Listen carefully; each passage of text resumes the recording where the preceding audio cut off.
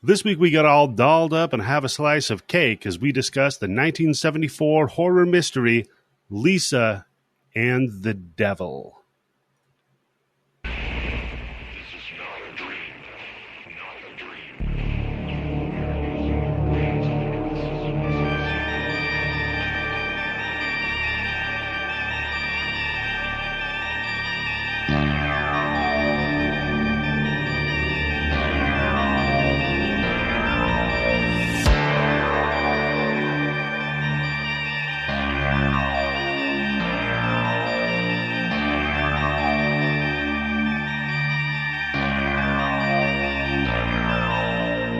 Hello and welcome to the Bloody Bits Horror Show. I am your host, Eddie, the Axe Jefferson, and joining me as always, the duct tape mechanic himself, Tim Yobo. How are you doing today, good sir? Why do I get the jobs with all the fucking stupid hats? You're a man of many hats, Tim. I'll put it that way. And Tim, we are not alone. As always, we are joined once again by the lady waking up nude and covered in leaves. It's Candice. I actually wrote a comment like, yep, same. It's happened to me. Happens to the best of us. How you doing today, Candice? Doing great. Doing great. I like how you always say, and always joining us, like I'm not, an official co-host just as deeply ensconced as Tim. That's like actually nice. That's like when you're guesting on a TV show and it says, and... But when you're on literally every episode, I'm not a special guest. Oh, by the way, I lost a bet. So, Candice, you are the funniest one on this show. Oh, okay. You had to preface it by saying you lost a bet. Oh, wait, I wasn't supposed to say that part out loud. Yeah. Sounds good, okay. Damn, I was thinking it was a compliment. It's never a compliment. Tim and Candice, we are joined once again by longtime friend of the show, scribe of the salacious, patron of the perverted arts, and writer of so many wrongs, Iago Faustus. How are you doing today, good sir? Well, I'm just fine, and I'm glad to finally be here. We got a little bit of trouble getting in, I know, but I managed to fix it by swapping out computers. If only other things were so easy to mend. Yeah, not that simple. Like failing organs, just swap it out for a new one. Yeah. Oh, that reminds me. We watched Crimes of the Future again. Now that it's available digitally. Yep. Yeah, I made the wife watch it too. She loved it. Are you being serious or? Yeah, no, she liked it. Oh, okay. I watched it too. Actually, it wasn't showing any closer than the city, and I had sort of wanted to see it on a big screen, but couldn't find the time. So I did finally just stream it and watch it. I'm going to watch it. I'm trying to find a good time to watch it because I know I can't watch it with other people around me. I mean, yeah. I can't. Nah, you don't want your son walking in on that one. No kidding. It's like, I don't think so. This is Cronenberg's. I guess, he's quite old now, but he still has it. He really seems to be able to do dystopia like nobody, and he can't find a role that's too difficult for Viggo Mortensen to play. Viggo was incredible in this, and like I said, I was talking with my wife about it. Kristen Stewart was really good in it as well. Like, she played that character, and that'd be kind of a trickier one to play, and she played it really well, though. Even the horny bureaucratic nerd. Yeah. So when we cover the next Twilight movie, you'll have to keep that in mind. When we cover the next Twilight movie. Yeah, I'm sure that's coming right up. Oh, there's always November coming up, because we're doing it again. No, there isn't. We already did Vampire. Well, if enough Patreons demand it. Yeah, that's true. If Patreons demand it. Good point. So, as you all are aware, we typically start these shows off with a little segment, What Have You Been Consuming? Where we talk about something that we've been consuming over the week, whether it's movies, music, games, whatever. Coffee? Yeah. I haven't been having... I tried to think back on the last time I had coffee the other day. I cannot remember. Just water all day and liquor at night. Gosh. How do you wake up in the morning? I don't understand that. I do. I'm awake. It's fucked up. Bizarre. I used to drink a ton of coffee and then I stopped and I don't have a problem waking up. Now I don't have a problem going to sleep. I don't understand what you people are saying. I'm drinking coffee right now. So I guess we'll defer to you as we always do, Candice. What have you been consuming this week? Well, I kind of blew my load in the beginning before we ever started recording. I've been going through a Tom Cruise-a-thon. You've been Tom on cruise control. Yeah, exactly. I've been on Tom Cruise control. Okay. Started with Legend. Then I watched the first Mission Impossible, which of course led to the second one. Started the third one, but I had to stop because we had to start recording. I also watched Days of Thunder, which, man, that movie's fucking great. Yeah, Fuck you. That movie's awesome. Are you kidding me? It's very fun. Okay. It's got Michael You like Rooker. what you like.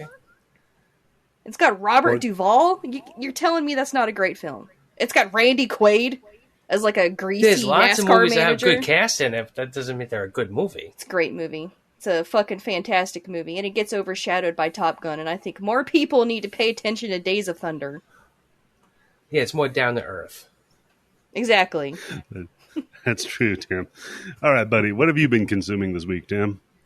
Not really too much. I've been playing the hell out of fucking Fall Guy now that it came on Xbox. Oh, yeah. enjoying that? That game is fucking addictive, man. I can't believe it. Yeah, I tried that a long time ago on the PC. Now that it's on Xbox, I might have to give it another shot. So how have you made it far in any of your matches yet, Tim?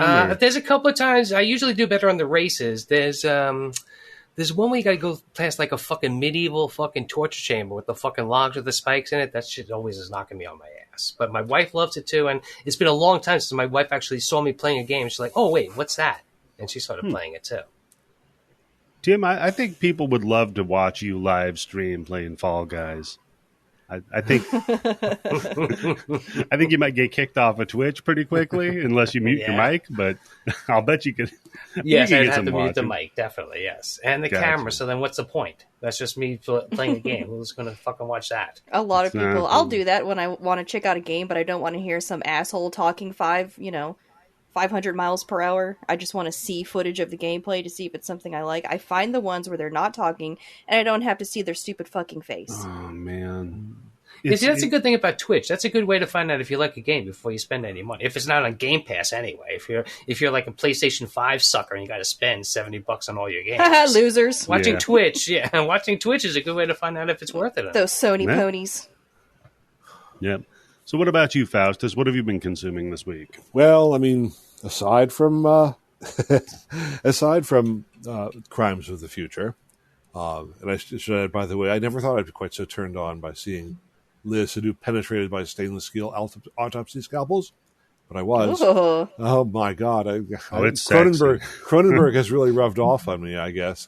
But Rubbed I guess out we'll on have you. Yeah, we'll have to do this one on the Bloody Bit sometime. Mm-hmm. But the other movie I guess I recently watched. Have you ever seen David Robert Mitchell's Under the Silver Lake? No, I haven't. No, minor familiar. issue. Came out in 2018. Yes, I know what you're talking about. Yes. Yep. It was really very horny. Hitchcockian. Very Hitchcockian in a way.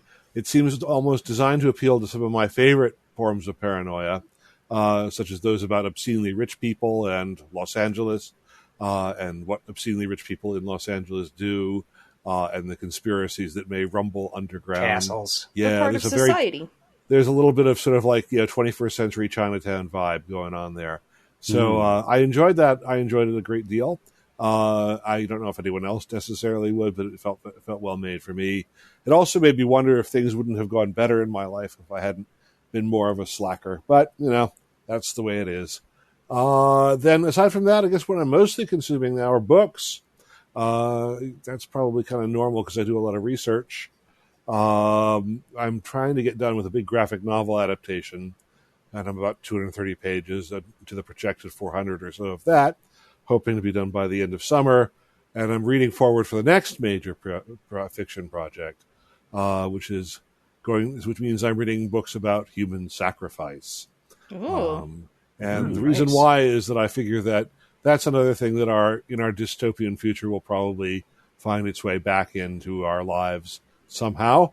As things get crappier and crappier out there, we'll manage to reintroduce into our collective life all those absurdities and cruelties of the past. Well, aren't they doing a real life Squid Games? Well, we're kind of doing that, and I'm sure Yeah. we'll probably find some way to reinvent slavery and We're definitely finding ways to reintroduce witch hunting. I can summarize that in one word: grooming. So I think that we can find other ways to invent the bad old religion. Also, you got to. The story will probably be about how Hollywood starts making real snuff films, and you have to admit Hollywood needs more ideas. I mean, all they ever make now are, I'd see a snuff film over a fucking remake any day. Yeah, so so I'm reading Jesus. books like Nigel Davies' Human Sacrifice in History Today, and Derek Hughes' Culture and Sacrifice, and their Rex Human Sacrifice Anthropological Perspectives. It seems like Cambridge University Press is the big go-to publisher if this is your subject. I don't know why, but there it is. So that's what I've been consuming recently. Damn, I've been playing fucking Fall Guys. I've been watching Tom Cruise movies. But when you're talking about repeating history and stuff, I actually had a conversation with someone Tuesday about, like, I can't stand it when people are like, why do I have to learn about history? I'm never going to use it. You stupid motherfuckers. Of course you need to learn about history so you don't make the same stupid fucking mistakes again. And they don't. And guess what happens? They keep making the same fucking mistakes again. Yeah, history repeats itself. It's almost like if people weren't anti-intellectual and actually thought to learn something other than what they see on Twitter or Facebook, you could actually grow as a person and actually make real changes. I'm sorry. That's why they That's should okay. listen to this Just podcast. makes me so angry. I prepared this rant for a friend of mine who's got a daughter who's going to college, and he said, "Well, I'm not really sure about the sort of the liberal arts approach and all that." And I said, "Look, I'll give you a one-sentence pitch of why to study the humanities. You study the humanities not stupid, right? You learn. They basically teach you that most of what you hear is bullshit, and they make you able to detect that bullshit. The studying history does that. Studying literature does that. Studying physics is important, but it doesn't teach you to detect bullshit, except about physics. So." Well, it can teach you when someone doesn't know what the hell they're talking about. But the study of humanities will teach you how to create great arguments to show them how fucking stupid they are. Mm. Fair. Provided they're engaging with you honestly and intellectually in your argument. No one does that. Yeah. No one does that. But that's why there's a lot to be said for going out and building up your intellectual immune system. So There's a lot Fair. to be said just to learn for the sake of learning. Not necessarily because you want to build a trade off of it, but because you want to grow as a person. oh well, if you want to go out, Yeah, but that's go not how out this there country is you anymore. want to go with all these advanced lessons, Candice, and doing things for their own sake. Oh my! Oh man, I'm going to learn something just because it's interesting, not because I plan on using it. That's insane. yeah. I think in this country now, the stupider you are, the better people like it. Fuck. God, I hate that's it true. so much.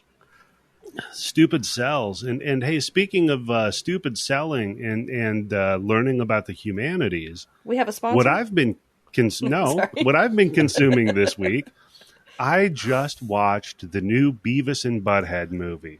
Oh, God. Beavis and Butthead Do the Universe. And Tim, when I tell you it is a return to form, my friend, it is a That's return not saying a lot. to form. Well, there's a joke in it that because Beavis and Butthead get sucked in through a black hole, and then they teleport from Black hole. Yeah, that's a joke. there you go. Yeah, I know. And so then they get sucked in from their time, which I think was like 96 to today, 2022.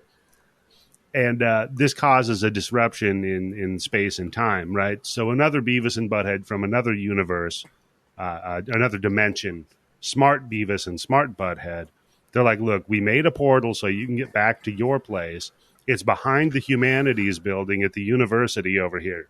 Nobody will notice you going over there because it's empty. So feel free to go. And of course, they fuck everything up. But it's fun, though. It's a fun movie. Okay. I'll trust you. Yep.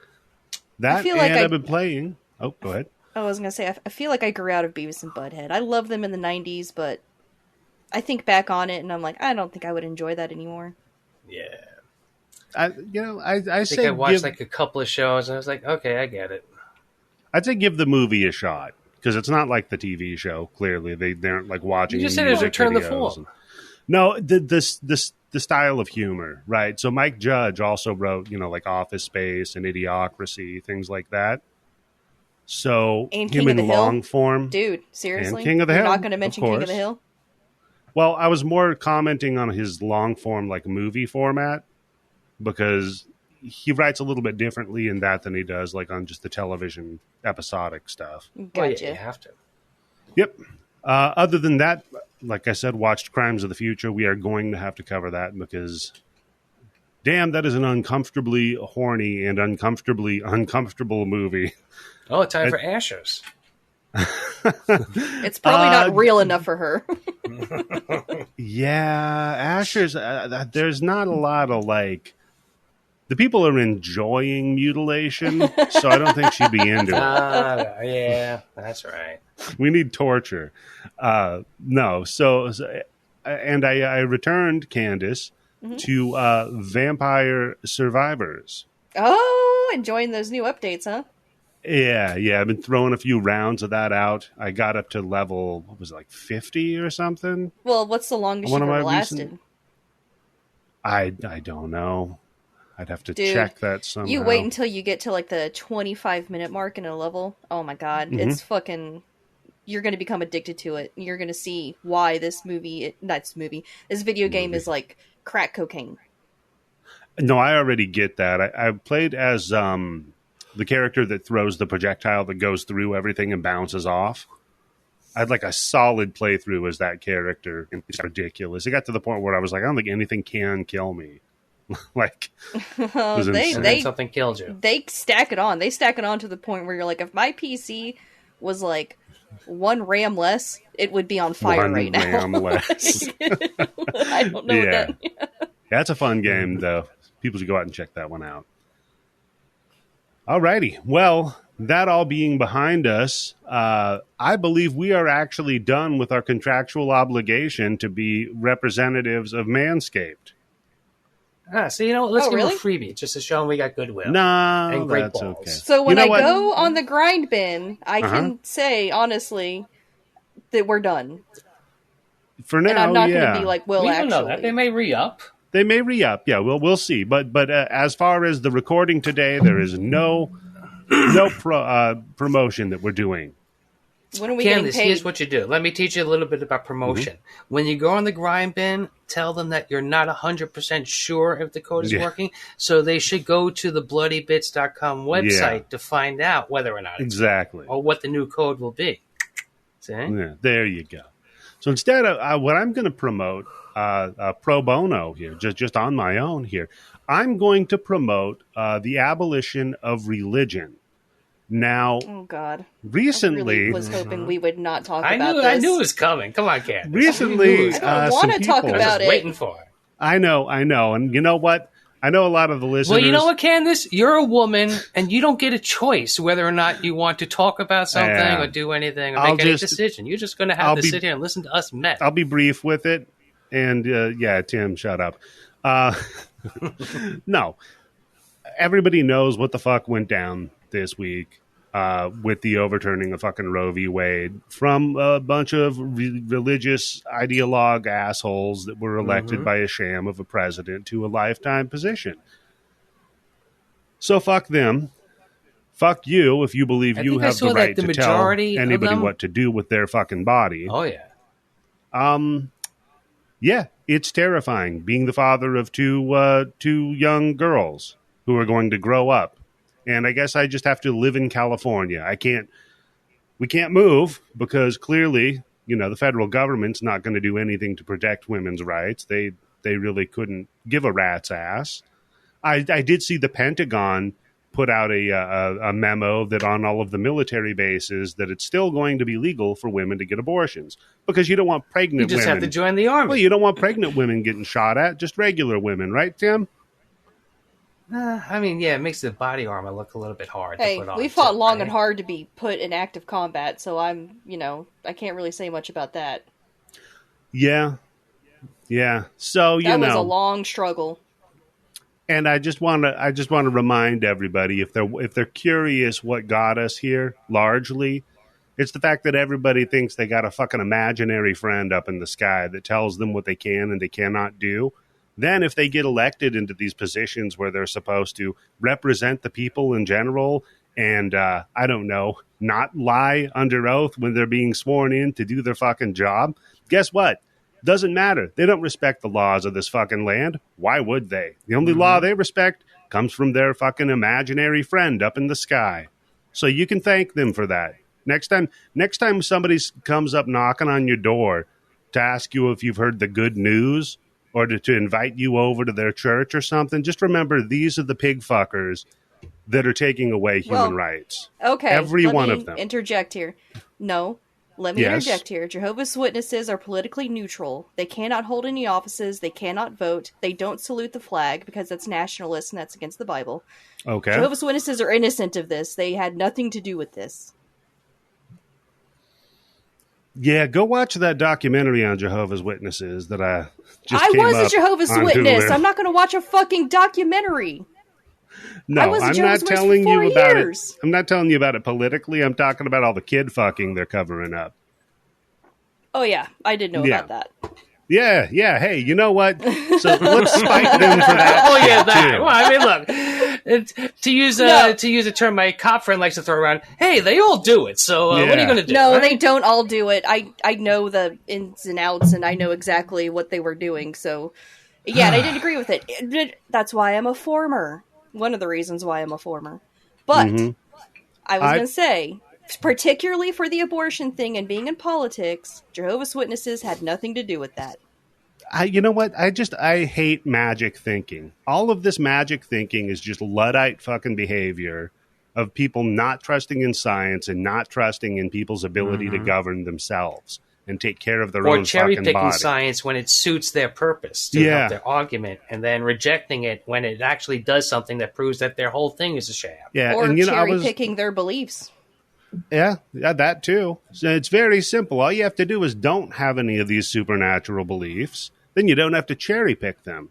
You can throw it all out. It's great. Well, no, look, Eddie, I'll say this. You can have all the supernatural beliefs you want. Just don't expect me to live by what your belief is. That's Tim, they can't do that. Don't you understand? They know better for you. That's why they got to knock on your door and take your money. Yeah, so I'm not sorry for saying this. Fuck all of you if you get pissed off about it. Unsubscribe from the fucking podcast if you're tired of our political nonsense that we get into from time to time. But you know what? Suck my dick. How about that? Yeah, it's called life. It's called a major fucking precedent that's happened. Yep. Start your Sorry own about that, podcast, Faustus. We'll get back to the fun now. That's all right. You can check. The only thing I just want to say real quick is all the people who are okay with the government now going to tell a woman that she has to have a baby should be okay with that woman having the baby and the government telling them they now have to take care of that baby until the baby turns 18. Yeah. All I can say is you can check my Twitter feed for my Not Your Brood Sow graphic, which will be coming out shortly. Okay. Which you can put on a T-shirt if you like. Sounds good to me. You know what? We have a T-shirt store. I'll throw something up there. And as far as solutions, because I hate to be just a complainer, I like to be a solution guy. My idea is we should make some charter schools for all these unwanted children that are going to be forced to be born right now. And we'll just make sure we put them all in a certain city in Texas so they can get shot up because you guys don't mind, protecting fucking gun rights. So there you go. Takes care of itself, right, guys? Keep voting red. Balance itself out, yeah. All right. So, Lisa and the Devil. Faustus, my friend. I just say, happy Peter Lorre's birthday, everyone. We're recording that on his. We were recording on that. I watched a movie with him not too long ago. I didn't even realize that. Huh. Yep. Well, happy Peter Famous Lorre's for birthday. being on a show M. Exactly. Yep. Yes. One of my damn fine movie. So, Faustus, my friend, you reached out to me because you wanted to participate in the theme of this month, which is loosely Italian film. Yep. That's about it. Well, so I think they have all been Italian films, at least films with Italian directors, right? Right. So initially the idea was Giallo, but then Candice insisted we don't do any of them because she doesn't like any. So we've had to sneak a couple in here and there.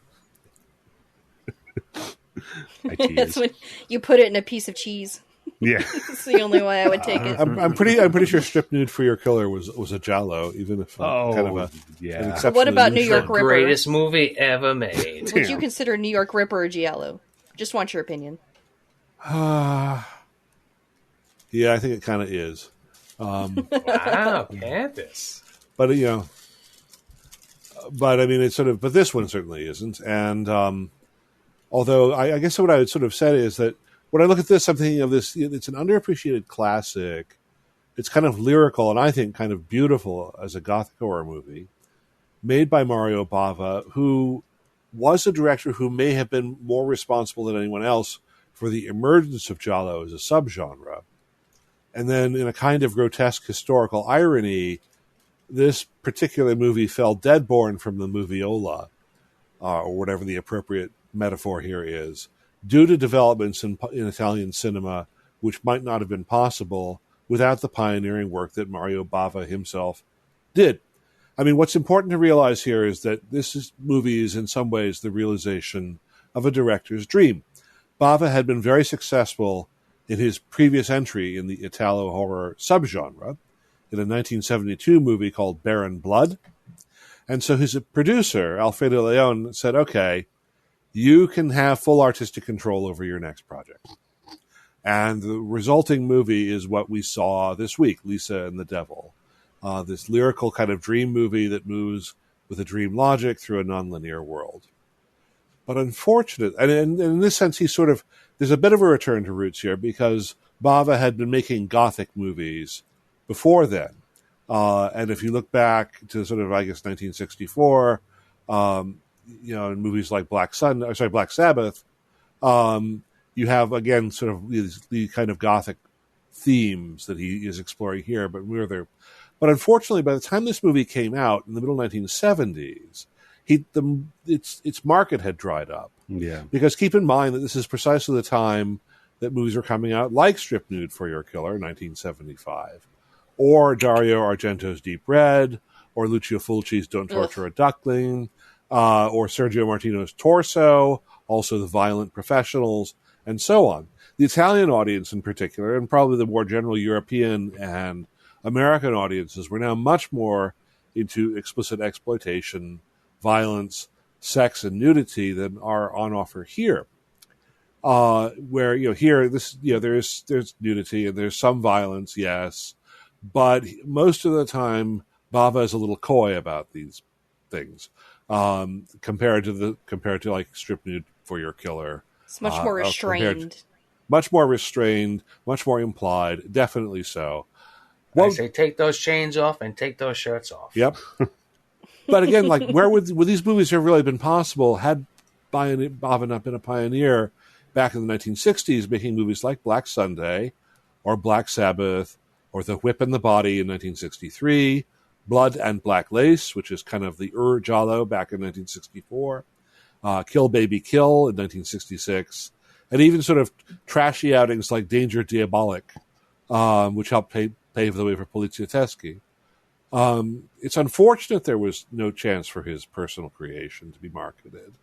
And so Alfredo Leon, in a bid to make some money for his picture, I mean, he wanted to give Bava a chance to make what he wanted to make, but he didn't intend to make no money off of it. Took the movie, cut it up really badly, got Bava to shoot some additional footage, and turned it into, of all things, an Exorcist ripoff.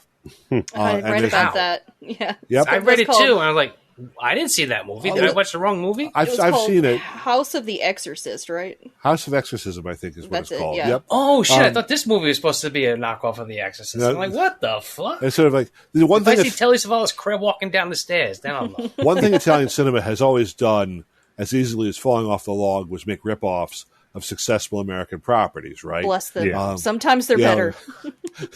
They're usually fairly entertaining even when they're bad, right? Oh, yeah. Yeah. So you have this mutilated version. This version of the movie, with the House of Exorcism, you have a mutilated version of Lisa and the Devil serving as a backstory for the demonic possession narrative, in which Alan Alda's dad plays a priest who tries to save Elke Sommer from the devil's clutches. And if you really want like a a sort of more salacious version of Lisa and the Devil with more toplessness and a longer kill scene for Sylvia Koshina and an obligatory shot completely de novo full frontal nudity scene where somebody tries to tempt Alan Alda's dad. You can watch House of Exorcism, which often you tell me. Yeah, which often comes on DVDs or Blu-rays. It's packaged together at the two movies because they're sort of versions of one another. Now, Lisa and the Devil is almost an inversion, I think, of a conventional Gothic story. In your standard conventional Gothic story, you have an innocent heroine who goes to a cursed place that's isolated from the rest of the world and manages, in spite of going into profound peril, to sort of penetrate the dark mystery that lies over the place and then sort of either escape or bring about some sort of redemption. And here, the protagonist, as we shall see, is perhaps not as innocent as she seems, even to herself. And it makes some highly interesting use of horror tropes advanced for its place in time. Not only does it use the uncanny in a fairly profound way, I mean, the dummies that are created by the character of Leandro are very much uncanny. These puppets, there are puppets and dolls and statues and so forth as well. And there's also a kind of horror of determinism that feels to me a lot like Ligotti-esque. Yeah. Because it seems that no character in this story, possibly, excepting Leandro, who seems to be driving it all, has any agency. I mean, Lisa clearly imagines that she does, but it really looks like they're all acting out one or another doomed roles in a sort of story. Yeah, they're doing. It sounds like they're doing it. No matter what's going to happen, yep. Over and over and over again. They're either playing out the disgraceful family romance of the inhabitants of the villa, or they're the intersecting tawdry love triangle that the Lahars have. They are all like puppets or dummies in some ways, and that sort of the themes interlock in that fashion.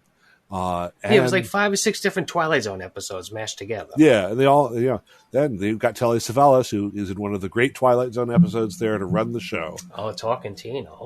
Yes. So there we have it. That's sort of what I saw in this movie. I thought it was really appealing in many ways, and so I thought I'd bring it in to cap off the Italo horror month. And I'm glad you brought a Bava movie, because we double dipped into Fulci, and we had Dario Argento. Great. But Bava is kind of a blind spot for me. I haven't seen a whole lot of Bava. And I'd always heard about this movie, but I'd never watched it. Mm-hmm. So I'm glad I watched it, and I dig Gothic horror. Like that good old classic strangers in a castle in a foreign country, and they're kind of lost, and everything's just like decayed looking. I love that stuff. Yep. Bava's pretty good at it. And, if you like this sort of thing, I guess I could recommend going back to Black Sabbath, and the even earlier the sort of 3 episodes in one story called Black Sunday, especially the part of Black Sunday that's called the Vordulak, which has Boris Karloff in it, which is actually a wonderfully creepy vampire story. I was actually getting ready to watch that like last week. I was on Paramount, and they had a ton of AIP movies. And so I was like checking them out, which is how I watched the Peter Lorre movie with Vincent Price. It's the comedy where they're like the Undertakers and they're killing people to drum up business. I cannot remember the name of it right now. I know what you're talking about, but it's actually a pretty damn good movie. Movie with them, yeah. But get this, so I went on Paramount and I was like, "Oh, Black Sunday! I've been meaning to watch this for forever." And I clicked on it, and then the picture was the Black Sunday with Barbara Steele, right? Mm-hmm. Yeah. Yeah, with Barbara Steele. I think it's Black Sabbath, right? Oh, maybe it was Black Sabbath. There's like one story that's the 1964 one has Barbara Steele in it. It's a vampire story, or a kind of vampire-like story, a revenant story about a witch who comes back to basically torment her exact lookalike, who is just trying to get married or something like that. Yeah. So I clicked on it, and it was like, oh, in 1978, there was a terrorist attack on a football field, and I'm like, this is not the movie that they were showing in the picture. That's the Thomas Harris Black Sunday. Yes, it's like they attack a football field, like they rig the Goodyear blimp or something to explode. Yes. I was like, this is not the movie that I was supposed to be watching. This doesn't look like a Italo horror to me. Exactly. It is like, is the vampire in the blimp or something? What's going on? Oh, man. Well, yeah, no, thank you very much, Faustus, for your background with this. Tim, what about you, my friend? This your first viewing, or? Oh, hell yeah, come on. Do you even have to ask that question? It's Italian. Remember, he's fair. racist. Candice. He's like, an Italian movie? I don't think so, sir. Get the shit out of here. I don't know. I think this month we might have converted Tim with a couple of these picks. And look, I have to reshuffle my top 10 movies of all time because of this month. Oh, man. Yeah, Faustus, you warned us on that strip nude for your killer that was going to be a particularly sleazy. Yeah, sleazy. Yeah, that's right. How did you like the ending of it, too, by the way, Faustus? That was Tim's favorite part. Oh, gosh. I don't know if I can even remember the ending. It's our favorite part. The very end of it, the protagonist and his lady friend are about to become amorous with one another. Oh, right, of course, yes. Well, just in case, just to be safe, he flips her over. No! Wow. He's doing it for her protection. Yeah. That way she never has to be worried about getting killed. Now, right? Now I can figure out why I can't remember it. I've repressed it. Okay. Man, I want to get a tattoo of it on my leg. I'm really. Oh my god! It's just her shocked face yelling "no" on your leg. That'd be terrible. Maybe I should get it on my belly, so her mouth could be the belly button. I'm not going to do it the other way. You can stop her from saying no. Yeah. Hey, all of a sudden she's got a beard. No. So, yeah, same with me. First time viewing for this one. Again, like I've said, Italian horror is a blind spot for me. So that was part of the whole impetus of doing this month up. So, Faustus, I know you've done your research. I know you've got your background notes and everything for the movie. So I'll defer to you if you would like to kind of give everybody. Well, I got a few cast and crew notes. Yeah. It's actually easy to cover. It's a pretty small cast. Oh yeah. So it's easy to cover basically almost comprehensively. Obviously we have Mario Bava. His dates are 1914 to 1980. Who directed and wrote this movie? I've already discussed some of his filmography and the significance of the history. So, here I'll just add some biographical detail. His father was named Eugenio Bava, who was a sculptor by training. And he worked as a cinematographer and special effects man during the Italian silent film era. And later, both father and son would be doing special effects at the Istituto Luce, which is Mussolini's personal film studio, if you can believe that there was such a thing. Wow. But he managed to shake off the stigma of that, continued to work as a cinematographer through the late 1950s. He worked on what is probably the first Italian horror film of the post-silent era, called I Vampiri. He did the first ever worked as a cinematographer on the first ever Italian science fiction movie, which has the title The Day the Sky Exploded. He was in many ways, as I've noted, an all-round pioneer. And film critics have suggested that among his movies that are precedents for things, that 1966's Kill Baby Kill is an early influence on J-horror, which I can kind of believe, although I'm not much of a J-horror watcher. And that 1971's Bay of Blood was among the first slasher movies. Yeah. And that it directly influenced Friday the 13th series. Yeah, if you know anything about Friday the 13th, you know Bay of Blood. Oh, yeah. Yep. So Bava's son and sometimes collaborator Lamberto, who was born in 1944, has carried forward on the tradition of making Italo horror, as well as the grind bin classic Blast Fighter. So it's all in there, folks. In our cast, Elke Zoma, born in 1940 as Elke Baronin von Schletz, and is thus one of 3 titled European aristocrats in the cast of this movie. Plays the doomed ingenue Lisa Reiner and her ghostly predecessor, Elena. Elke's father was a Lutheran pastor in Berlin. Her family was evacuated to a village near the university town of Erlangen in 1942, where she attended a university preparatory school. Her father died when she was 14. She worked as an au pair in England for a time in order to perfect her command of English. She was apparently spotted on vacation in Italy by the director Vittorio De Sica. And if you're asking yourself, you mean that Vittorio De Sica? The answer is yes. The director of The Bicycle Thief spotted her and got her into movies. Wow. So, keep your hopes up, people. There's always the chance. Go to Europe. As long as you look like Elkie. That's right. Yeah. She was a highly popular pinup girl and sex symbol. She had Playboy pictorials in 1964 and 1967. She has 77 entries in her filmography. They're mostly in Hollywood, Italian, and West German productions, and they include the Pink Panther sequel, A Shot in the Dark, with Peter Sellers in 1964. She was in the earlier Mario Bava entry, Barren Blood, with Joseph Cotton in 1972. Gosh, poor Joseph Cotton. His career went down. And then, not that Barren Blood was an example of that, but still. And then, of course, she was in the Agatha Christie mystery 10 Little Indians in 1974. Well, this movie reminded me of that. I remember that movie. Yeah. They could kind of get knocked off. Yep, one by one. That's what I thought this movie was going to be, because that's what it reminded me of. Yep.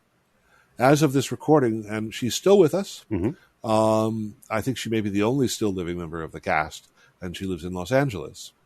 Everyone knows Telly Savalas, 1922 to 1944. My favorite part of the movie. Yep, he plays the spooky and possibly satanic role of Leandro, the major domo of the villa. I was sending myself after a while. Says, does this villa have any other servants? Yeah. He's obviously he does it all. Yep. He's obviously, the devil. He has lots of hands. He's obviously very well known to American audiences as the eponymous Lieutenant Theo Kojak from 1970s television. Mm-hmm. Kojak was famous for sucking on lollipops, and at least in the commentary track, it is noted that it is possible that this is a habit that Savalas picked up while making this movie, because he didn't do it in the first Kojak appearance on the big screen. See, because I always heard, Faustus, that it was that he was trying to stop smoking cigarettes, and that's why he was doing the lollipop. Because I was like, a couple of times, because when he fucking first pulls out the vial, I'm like, get the fuck out of here. I'm like, this is the first movie I ever done fan service. But apparently it's the other way around. Apparently Kojak is fan servicing this movie, except that nobody ever saw it, so I guess it can't be fan service. It's a real obscure reference. Yeah. He was born Aristoteles Savalas to a Greek-American family on Long Island.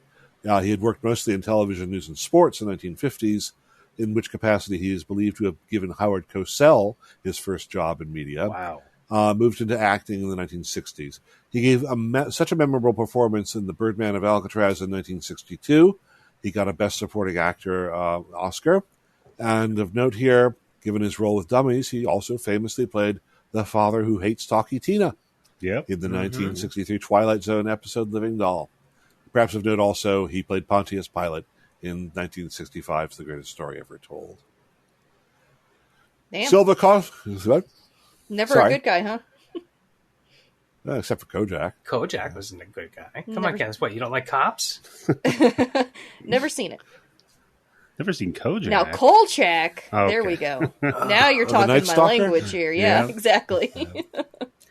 Now, that should have been a crossover, right? Because weren't they both on ABC?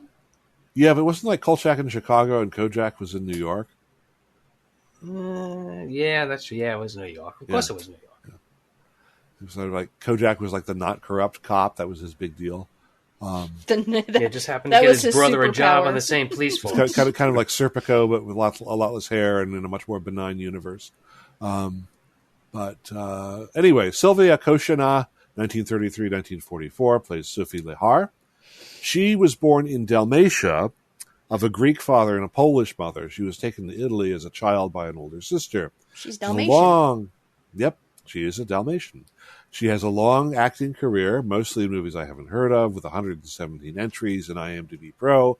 She has some status as a sex symbol. She posed nude in Playboy in 1975, when she would have been 42. And the roles that Americans might most readily recognize were those as the Bride of Hercules, as played by Steve Reeves in Hercules and Hercules Unchained. Was that the Popolo films? What are they called? Sword and Sandal epics? Yeah, there's like an Italian word for it. They're like the Popoli films or something like that. I think that's right, but I can't remember the name either. To go on with the cast, Eduardo Fajardo, 1994, 2009 plays Francis Lahar. This elegant-looking, hard-working actor appeared in 183 movies and made over 2,000 television appearances in the course of his career. He was born in Spain. He moved to Mexico in the 1950s, where he appeared in a number of many spaghetti westerns, including Django in 1966. In 2002, he founded the Teatro Sin Barreras in Almería, Spain, to help people with disabilities. And I think he died on vacation with 5 of his 9 children when he was 94. So a good long life for that guy. Oh, yeah. Gabriele Tinti, 1932 to 1991. Another Italian actor with a huge number of movie credits, at least 7 of which have the name Emmanuel in the title. He plays George now the you got my chauffeur. attention. I will get your attention even more. I would like to know for Tim's benefit that he was married to actress Laura Gemser from 1976 to his death. I feel like you say that like I should know her name. I guess she was Emmanuel at one point. Well, she was. You really don't know who Laura Gemser was? No, who? She was Emmanuel at many points, and she's probably one of the most naked actresses in Italian cinema. I see. My Emmanuel was Sylvia Crystal. Ah, I see. Well, I will send you some titles.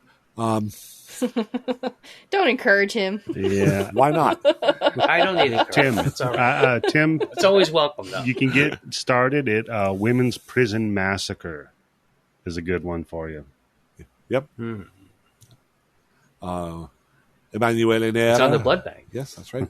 A lot of these things are probably on the blood bank, so knock yourself out, guy. Spartaco Santoni, 1932 to 1998, plays Carlo. He has 26 IMDb Pro movie credits. I really couldn't find much about this guy, except for one tidbit in trivia on IMDb Pro, which seems very appropriate given his casting and his role. And it's a doozy. It goes, apart from his 9 marriages, he was romantically linked to Maciel, Christinel, Teresa Gimpera, Lucia Bose, Eva Morandi, Verushka van Lerndorf, Ira van Fürstenberg, Edwige Finesh, Ursula Andress, Barbara Ray, Princess Caroline of Monaco, Marissa Mell, and many other celebrity women through the 1970s. damn. Is this the hot one? Is this the This one? is the chauffeur. No, this is wait. the guy. This is Mustache Guy. Yeah. Oh, okay. Well, he was pretty handsome too. Yeah, I could see it. Yep. Carlo. Yep, Oh, fuck. His Hey, autobiography he kind was of got like an Omar Sharif thing going on. Yeah. His autobiography was called, allegedly, The Memoirs of a Modern Casanova. Now, I have been unable to find this. I've been unable to find a copy of this book. I have been looking.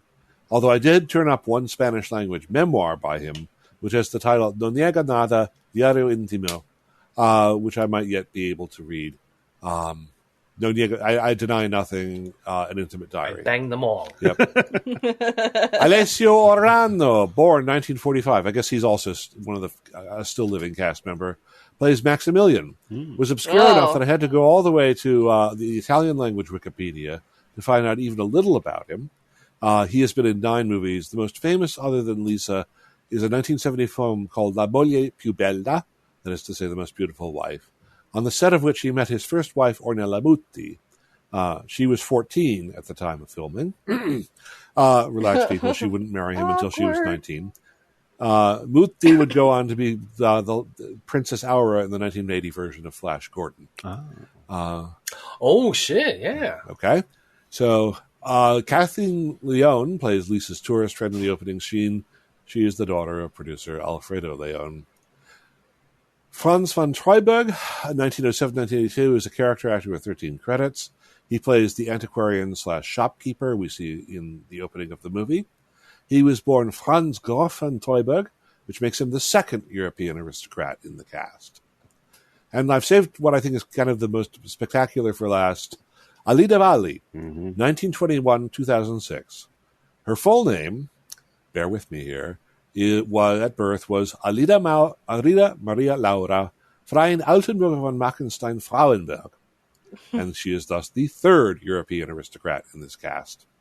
She's the one genuine giant in this movie, other than perhaps Telly Savalas. In her earlier career, she was called the most beautiful woman in the world by Benito Mussolini, but she managed to stake that stigma as well, and got brought to Hollywood by no less a figure than David O. Selznick, who thought that she might become the next Ingrid Bergman. Now, that might seem hubristic, but let's not forget that it was David O. Selznick who brought the original Ingrid Bergman to Hollywood. So He also brought Hitchcock to Hollywood, so he did have an eye for talent. Mm-hmm. No kidding. Even her summary Wikipedia entry seems to glow with huge career success.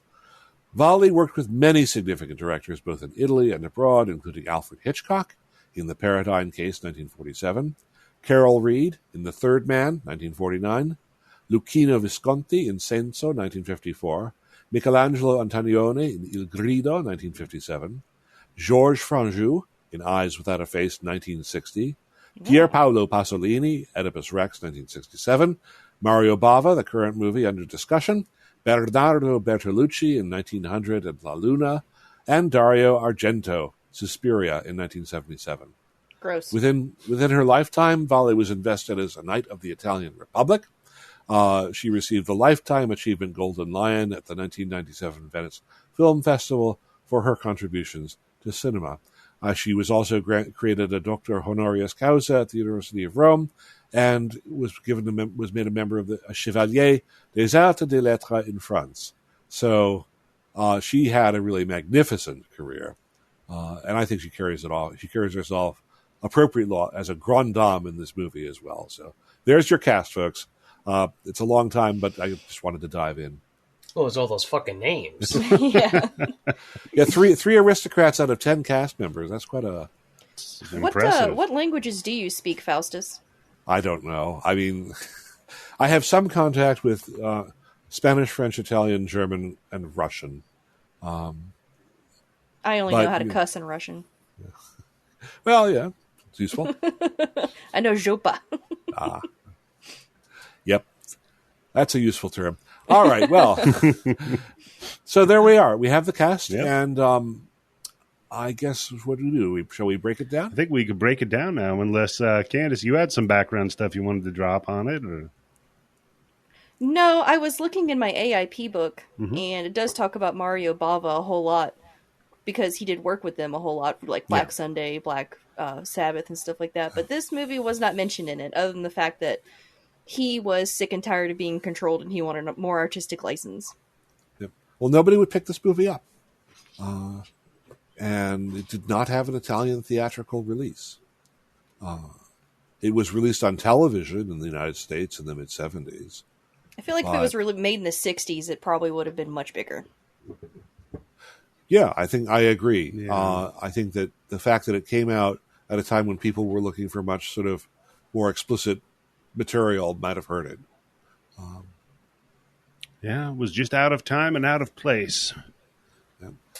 As are the characters in this movie. Exactly. So. Yeah. So, I think we can start breaking it down then. We begin on tour. We should also discuss that opening credit scene, though, because that's... Oh, yes, please. Charmingly spooky. It was basically... You see like a picture of Telly Savalas replaced by Telly Savalas kind of grinning at us in a sinister way. And then we see cards being dealt that are turned over one by one, showing members of the cast, along with occasional tarot tropes like the demon. So that's a fun animation. That's an unusual way of doing titles. Yeah. It was good stuff. It was lighthearted. I felt the music going with it and stuff. Yeah. I thought it was more of a... It kind of set the tone, though, that you're not going to watch something extreme in this movie. This movie is going to be more toned down than strip nude for your killer. Yeah. Well, that, and you also get a... Right there, 1 point against you. You're not going to beat the opening to that movie. You're not going to beat the ending to that movie, so... Yeah, that was a singular experience, Tim, that's for sure. And I know, I realize it's changed your life. So I understand. So we begin with a tour that is being conducted as our hero of the film, Lisa, is walking around with the tour group, and they are, they're looking at a fresco that is on the wall with a depiction of the devil carrying a man off. And so Lisa sees that, and they kind of remark about how it's held up over the years And It looks just like that American actor Telly Savalas. yeah, looks like Kojak. Yes, Kojak. Oh. Kojak carrying off the dead. It's even got the fucking mole on his face too. I'm like, how does this guy walk around town without people just fucking constantly going to crucify him? Yeah, it's a good point. Well, it seems like whenever he's on the streets in Toledo, no one else is around. by the way. Nobody else is ever around, except the antiquarian occasionally. Yeah. Yeah.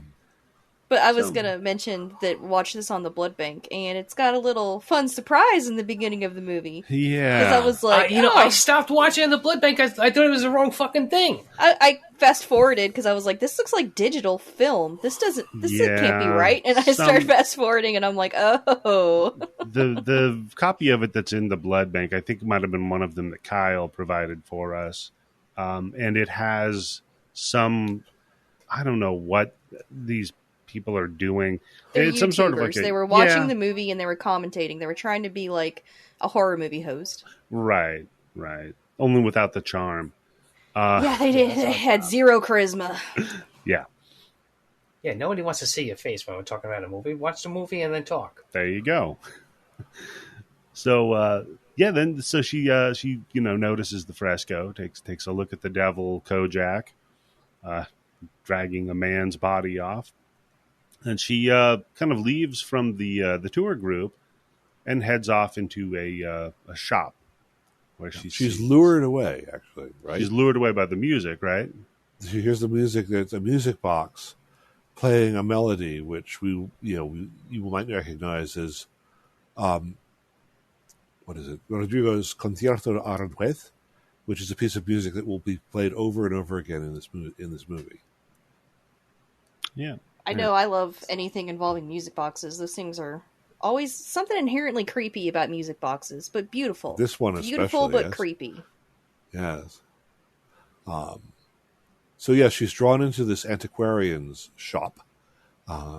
Notice, by the way, that there are a large number of keys in the antiquarian shop door. Yeah, there are keys all over the place. Which I think may be symbolic of something. I'm not entirely sure what. But we will notice that later on she will step through a keyhole-shaped gate. Yes. Yes. Oh, wow. It's kind of the portal to and from where she's going. Yep. So she go ahead. She comes in and she says, there's a man talking. We don't see him because we see him only from behind. To the shop owner who's selling him a dummy. Is it a dummy or a mannequin? Because they call them dummies, but they're life size and they look like people. So I just and you don't stick your hand up them to make them talk. So I just assume they're mannequins, like in Tourist Trap. We never saw the back of it. I don't know. I think one of the guys in here was sticking more than a hand up one of those dummies. But we'll get to that. Where did you watch this movie, Tim? On my app that I have where I can find stuff and watch. I was asking because, I think me and Eddie both watched it on the Blood Bank, and I don't know if it was the movie itself or just the copy we had where the sound design left a lot to be desired because there was because I had to read the opening where the guy's like talking about the fresco. I'm like, what the fuck is he even saying? I could not hear anything he was saying. Yeah, it was a little low for sure. The background noise. I think the best copy I could find of it was like 1.5 gigs. Yeah.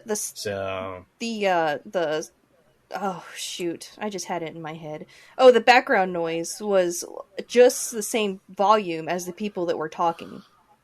So while I was trying to watch it, there would be like a car going off in the background. It would be louder than the actual actors themselves. And I was like, "Is this just our copy?" David Lynch So one of the things that I read on it was that it was filmed without dialogue and dubbed over, obviously. Maybe just a bad job of dubbing over it, I suppose. But I saw this on a Kino International Blu-ray, and I found the sound pretty much generally clear. Okay, well, I'll have to maybe find it was a better just our copy copies, then. yeah. Could be, yeah. So she asks about the music box, wondering what the price is on it. And at that moment, our man in black turns to her, and she recognizes him as, the devil Kojak. And gets, kind of shook by this after seeing this representation of the devil in the flesh. And it looks like he recognizes her too. Yeah, Right? Yeah, you'll get that a lot in this movie. Yeah, so she... Oh yeah, Candice. Yeah. So then she turns tail and heads out of the shop because she she doesn't want any of that. But not until the shopkeeper tells her that box is not for sale. It belongs to his friend here. So she leaves and realizes that she's lost. She goes through a couple of long, winding alleyways, rounds a few corners. See a bunch of old, creepy people. Why are Italian old people the creepiest? These are Spanish people, but oh, well, close enough. Yeah, I was about to say I thought this was in Italy, but she spoke Spanish to someone. I don't know a whole lot of Spanish, but I do know Donde Está. This is filmed in Toledo.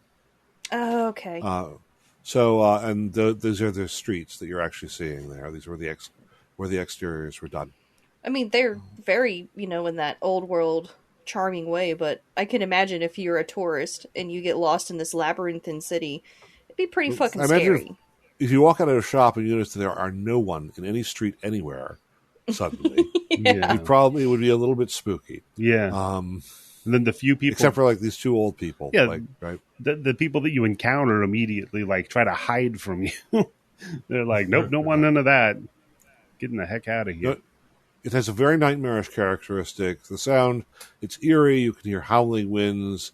There's obscene-sounding women's laughter in the background. Yes. At some point, as Lisa runs through the streets trying to find her way back to the square that she had left only minutes before. And she does find an old woman who does ask the question, ¿Dónde está el Plaza Central? And, of course, the old woman just closes up and doesn't answer. And it's all like a nightmare. And then she hears that music box again. And Leandro is talking. He is talking apparently to the dummy that he's carrying, rebuking it, telling it that it's a problem of some kind. He walks into this little intersection where Lisa greets her very cordially, I should say. Lisa asks for some directions back to the square. And he gives sort of like a very vague indication with his head, it's sort of over there, and then he sort of walks on. At no point in this isn't movie... this the first time we see the dummy transfer into a real person? Yeah. Probably, yeah. When you said dummy, I was like, that was a guy. Yeah. That was not a dummy. Yeah, and like you said with the uncanny, they definitely play with that a bit with the dummies and the people. It's... Yeah, kind of creepy. So Lisa goes, she follows along, she passes through the aforementioned keyhole-shaped gate. Mm-hmm. These, by the way, these really exist in Toledo. They're a remnant of Al-Andalus, the Muslim hegemony over the region in the early Middle Ages. Okay. And as she does so, she comes up to a wall and meets a man with a mustache, who's a very image of the man or the dummy who was with Leandro. He hasn't been identified yet. Kojak, before. And he calls her Elena. She resists his attempt to embrace her. She pushes him down some stone stairs, possibly killing him. Yeah, very likely killing him. Yep. His pocket watch falls out of his rather antiquated suit. Its hands detached and form a cross on its face. Probably more symbolism of some kind. Yeah, it seems like everybody but the Grand Dame in this movie is wearing clothes from the 1920s. Yep. Mm-hmm. And she's wearing clothes from the 1820s. Yeah. Well, she looks like Plus, she's wearing... all the clocks have no hands on them. Mm-hmm. She looks like she's wearing Edwardian. I don't That's know. That's a good observation, by the way. All the clocks do have no hands on them, except for these two pocket watches. And we see a lot of clock faces, actually, when we get to this villa that she's going to. As Tim has noticed, they have no hands. I think this is probably an indication that when she goes there, she has stepped out of essentially historical time. And she's now in this nightmare zone where things continually recapitulate. As for the crossed faces on the pocket watch, not sure. But I would note that a crossroads in folklore is traditionally where one meets the devil. Yep. And that may be here. At any rate, Lisa runs away. Suddenly it's night, and a wheezing, sputtering antique car approaches Lisa standing on this desolate street side. The car appears to be like a Packard Model 6 or something. It's often breaking down. George, the chauffeur, gets out. He does a temporary fix, but he says the water pump or something. Yeah, said that the hose was leaking and it was losing water. So not the only hose that's leaking. Yeah, what other hose is leaking, Candice? I believe the missus. Oh, This couple right here. Yeah. Well, it's interesting. Like, Candice, we were having a nice cultured conversation. Now you have to say that, huh? I'm going to be me, okay? Sorry, Faustus. Well, it's sort of interesting. We do get she does flag them down. They let her get into the car to go with them. We look into the back seat, and I actually felt a bit of an uncanny moment with actress Sylvia Koshina because she sits dead still. Yeah. For about the first 5 seconds. Like she's a mannequin. Right. Like her eyes don't move. She doesn't move. She could not. She doesn't look quite human. Then, I thought they were being very rude because they picked up this person and then none of them talked to each other. It's like, you're not even going to be like, oh, what are you doing out here? Well, what's your story? Something I would do. Everybody just stares at each other in mirrors. We get several seconds of loaded, tension-ridden glances being exchanged among the various characters in the car. So we're not off to that greatest start. Socially speaking, that is. Yeah. The car sputters. It stops on a cobblestone path in front of a creepy old villa. At this point, we actually do get a line from Sylvia Koshina saying, "You and your foreign cars." Which I thought was very funny to say about a Packard. But out of the village comes, well, who do you know? It's Kojak again, except that he's actually Leandro. Yes. Who's the major domo of this place. Just keep running into this guy, don't you? Yep. Ubiquitous. Yeah, yeah. All right. So Lahar, who's like the older guy, who's an older man, and dressed very elegantly, I might add. I love his coat with its cape and all that. He gets out and he says, could they use the phone to call a garage? Leandro says, there is no phone. They have no need for one. In the background, there is the voice of an unnamed person, the Countess, insisting that they should be sent away. Meanwhile, Lisa, who's gotten out of the car, is surprised by Max, a mysterious young man with a gigantic collar who asks her to stay. A very nice And velvet coat. Vampire hairdo. Yep. Oh, man. He looked like a combination of the guy from Beyond the Valley of the Dolls and Martin Landau. He looked like Dorian Gray. During my notes, I just called him Dorian Gray. Okay. I could see that. You know who Dorian Gray is? Yeah, from League of Extraordinary Gentlemen. No. Well, I mean, yes, but that's not what I was referring to. Way to go, Tim. Good call, buddy. Hey, that's got a vampire in it, Candice. I thought you'd like it. Yeah, I'm not familiar with him, but I've seen his portrait. Mrs. Vampire. So there you go, Eddie. You know the one I'm talking about. Yeah. That's who he reminded me of. Yeah. Which also, added to the gothic nature of the film for me. I just like the way he snuck up behind Lisa and kind of waited for her to back into him. That's always a classy move. Yeah, not my fault. Yeah. Hey, you're the one that touched me. Whoa. So he goes in. Sorry. Oh, I was going to say he's also very beautiful. He's a very beautiful man. I think he's strange looking. But that's what adds to the appeal, He doesn't look like anyone else other than Dorian Gray. I don't know. Those cheekbones are way too high. Oh, God forbid he have high cheekbones. What the fuck is wrong with him? I guess he's not Tim's type. No, not my type at all. No. No, Kojak. I go for Carlo. Yeah. Oh, you Carlo's got class. He's got some money behind him. Looks like got a nice mustache. Yeah. Anyway, Max goes into the villa. He pleads with his mother, the Countess, that's Alida Valley, that these unexpected strangers should be allowed to stay, just for one night. The Countess says that they can stay, but insists that they not stay in the main house. They have to be shown to the cottage. So 3 miles away. There's a long walk led by Leandro through some very spooky grounds, over a bridge, past some kind of small pavilion, a series of columns with a statue in it. Yeah. Yeah, you know how you know you're rich when you got property that's got to build a fucking bridge over a fucking river, pond or something. Eventually, they arrive at the cottage, which seems to be like actually a pretty large, substantial house in its own right. And they settle in for a little while. Yeah, and I did want to point out that during this whole time, Lisa does not mention, "Oh, I might have accidentally killed someone. We should probably do something about that."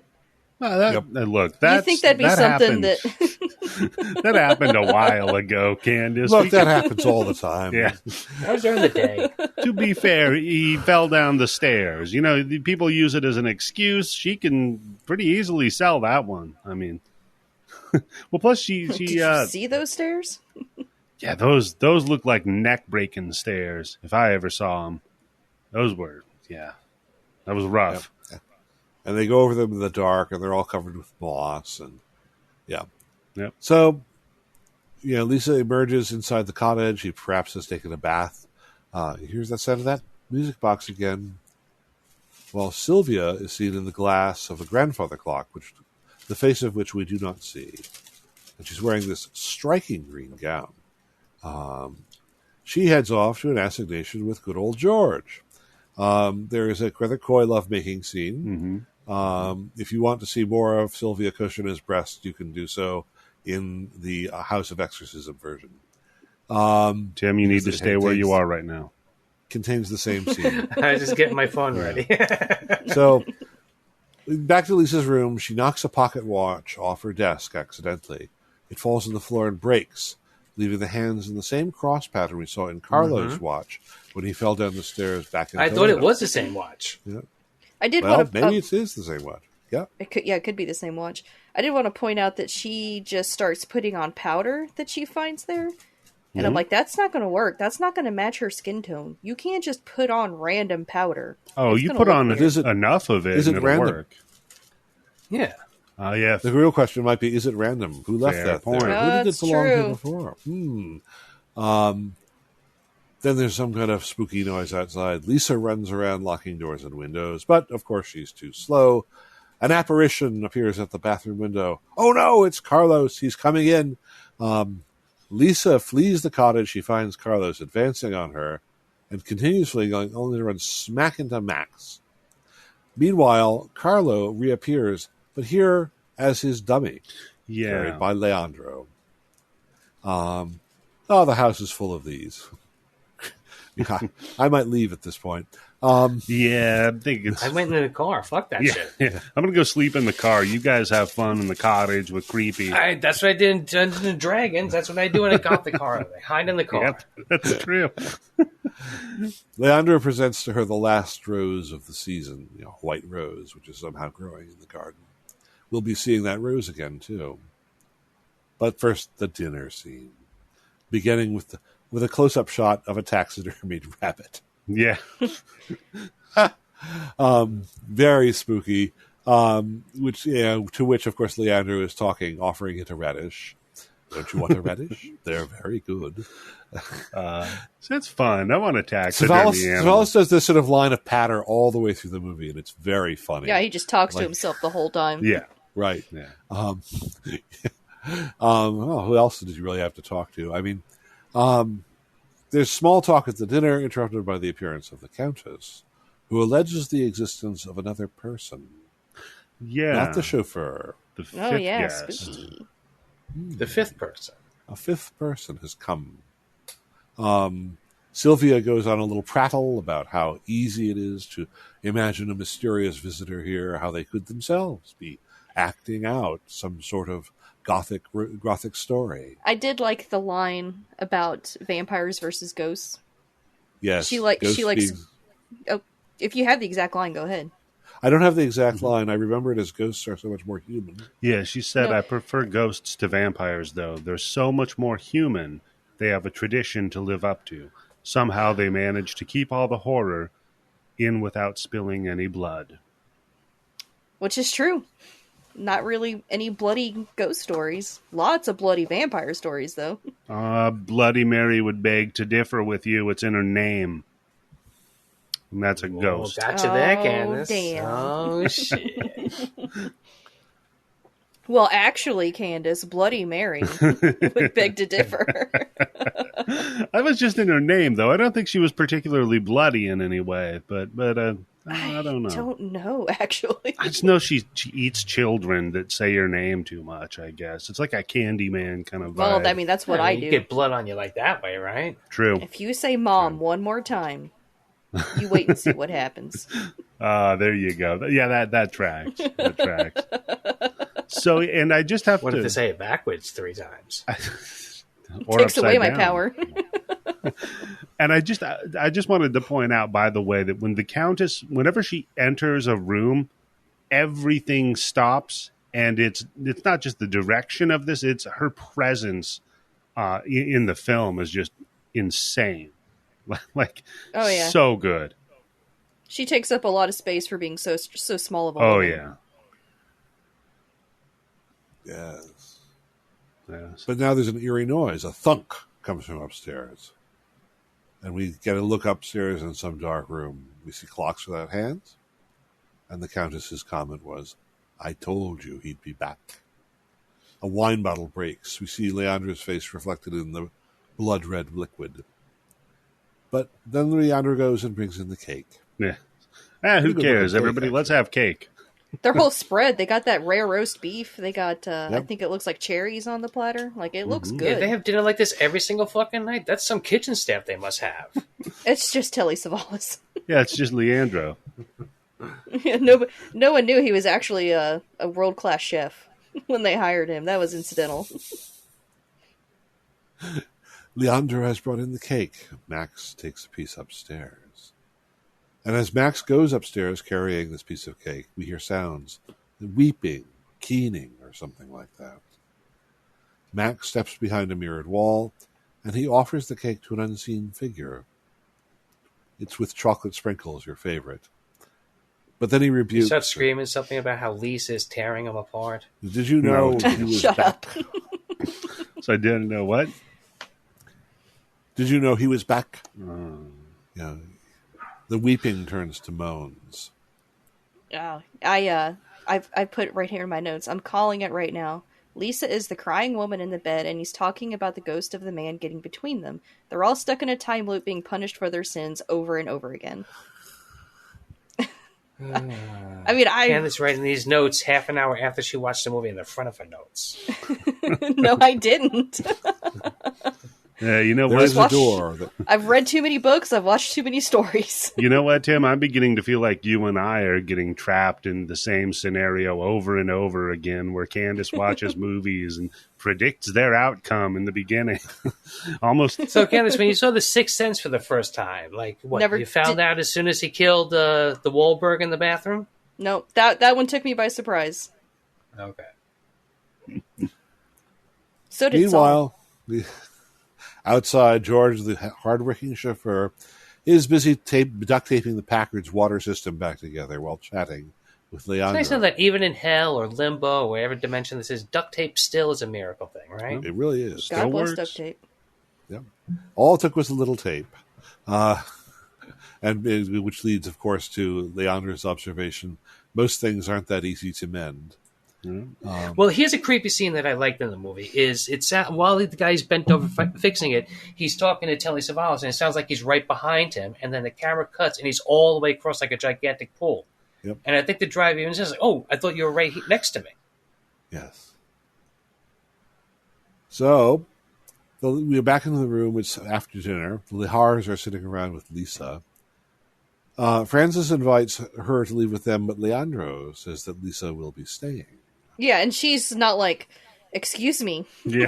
I don't want to stay here. She's just standing. She's just sitting there, Just just passively taking, 3 accepts days, it. he says, I think, too, right? For at least 3 days. just taking it all in. Yep. The Countess, by now, who is here revealed to be blind, feels the face of Leandro, and she asks Leandro to describe her. These are fine lines of dialogue, and they're done over now an orchestral version of Rodrigo's Concierto. The eyes, Leandro. And I love these dialogue lines. Changeable, my lady, but by candlelight, blue. The hair, light and gently flowing. I mean, Savalas is so smooth in his delivery here. Yeah, he's a smooth motherfucker. Yeah, plus at least he's saying nice things. He's not like, take her or leave her. Yep.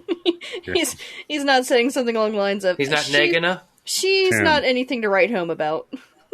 Tim, I've warned you about that word. Yeah, at least he's saying complimentary things, even though she's standing right there as they openly discuss her features right in front of her. Yeah. Yep. So, upstairs, Max, who's wandering around, finds a picture of a woman named Elena, who, gosh, turns out to be the spitting image of Lisa, but with curly hair. With curls, Yeah. yeah. Yep. He pulls it out of the volume he finds it in and sets it on fire. Then we get fast cuts between Lisa and the burning photograph, just to drive the point home. Lisa stares at the music box, fascinated. And Frank goes out to see how George is doing with the car. I gotta say, I really love the design on the music box that they have here too, and just the shot of this where they're intercutting between the figures on the movie, the music box, and the characters in the movie is again playing with that whole theme of the uncanny and the what is a doll, what is a human, what is very striking. I mean, it's interesting because the figures on the music box, while they are clearly artistically, I guess, kind of naive, might be the way you might describe them. Yeah, they're not great. Do seem almost a little more human than the dummies. Yeah. Which I guess is, this is an example of the uncanny valley being illustrated. Like as you get closer and closer to human, but not quite, you get ickier and ickier. Yeah. Whereas the music box figures, where you have a bride and king and queen and a peasant man, and also the figure of death, going round and round on a kind of carousel to the music, they are a little more appealing in some ways. And Lisa is watching this music box as if hypnotized. Although the music only comes back, this is hilarious, when Leandro shows up with a tape recorder. Yeah. Clearly like a contemporary object from 1970, sticks it in the music box and says, I find invariably, Miss Lisa, there's a very simple explanation for almost everything. Was the implication that the music from the music box was actually just a tape recorder? I think so, because he's playing it on the tape recorder, right?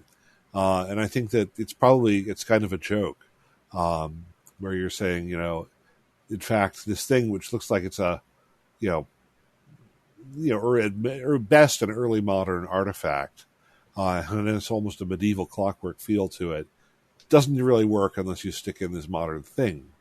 And also that that the world is full of deceptions. Yeah. So it also implies that Leandro's just been following her around everywhere with a tape recorder, playing that same song over and over again. The devil's work is never done. Mm-hmm. Well, maybe that's the thing to make her doubt, like, what's going on. Like, I'm hearing that music. Oh, look, it's just a recording on a tape recorder. True. Whether or not she's hearing it all the time. Like, to fuck with them. Like the devil would be known to do. Indeed. But Elisa becomes almost hypnotized. And now she's Elena. And she's out in the gardens, which look a little bit better cared for in this particular shot than they do before. And she's out by the stone pavilion with the columns. We see the statue, which appears to my eye to be a statue, I think, of Bacchus, because of his accompaniment with dogs and grapes. That would track, yeah. Yeah. And there's a romantic encounter with Carlos. He says, had to come back to try to help you in some way. We get a shot, then we cut into Leandro's workshop, which is a well-appointed bedroom, but with lots of dummies and genuine, like fashion dummies and wax heads. Yeah, he gets a lot of head there. I saw this as almost a callback to The 1960. Candice. What? Think back to 1964's Black Sabbath, which is actually set in a fashion house, and is also full of dummies and heads and things like that. Yeah. And also probably, possibly also a tribute to the fact by Mario Bava that his father was a sculptor, and so would have made, like things like out of wax. Yeah, that makes sense.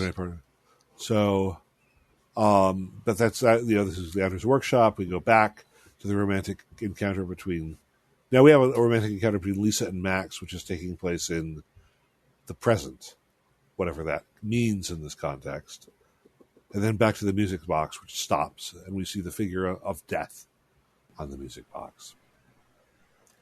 So it's kind of like a lot of weird stuff happened just sitting around after dinner. Yeah, it's a lot of dream-like sequences where it's like she's... Okay, what do I have in my notes here? She's having memories of a former life. I'm guessing it might be Regency age, but then I saw the Carlos's clothes, and I'm like, no, probably the 1920s. Yeah. He looks early 20th century. But I mean, Lisa/Elena's gown, God knows where that's from. Yeah. At first I was like, maybe really risque Regency? But I was like, then I saw his suit, and I was like, no, that's definitely not right. Yep. It's a hell of a gown, But though. green was very popular in the 1920s. Yep. So Sylvia goes out to the like car. A fucking peacock. Yeah, that's true. It is being very peacocky. Sylvia goes out to the car. Where is George?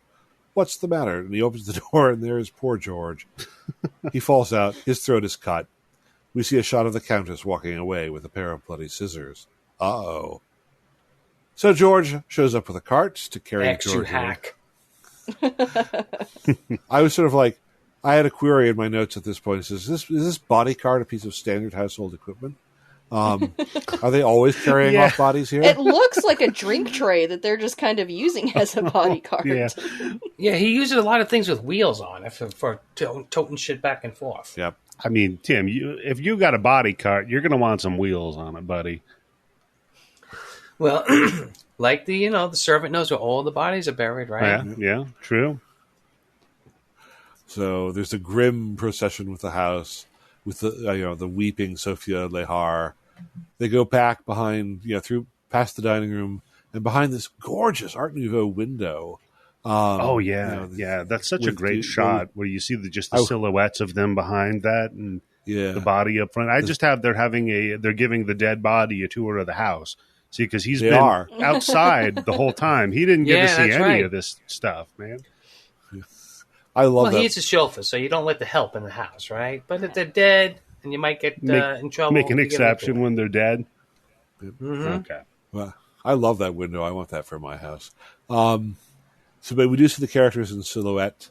Then there's a funny scene with Leandro. I think this is the scene where you have Leandro and Mr. Lahar standing at the bottom of the stairs, and Leandro actually bums a cigarette. Yeah. Oh, yeah. Yes.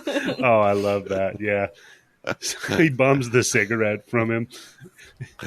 And right after that is when the Countess starts coming downstairs. She's like, "Oh shit!"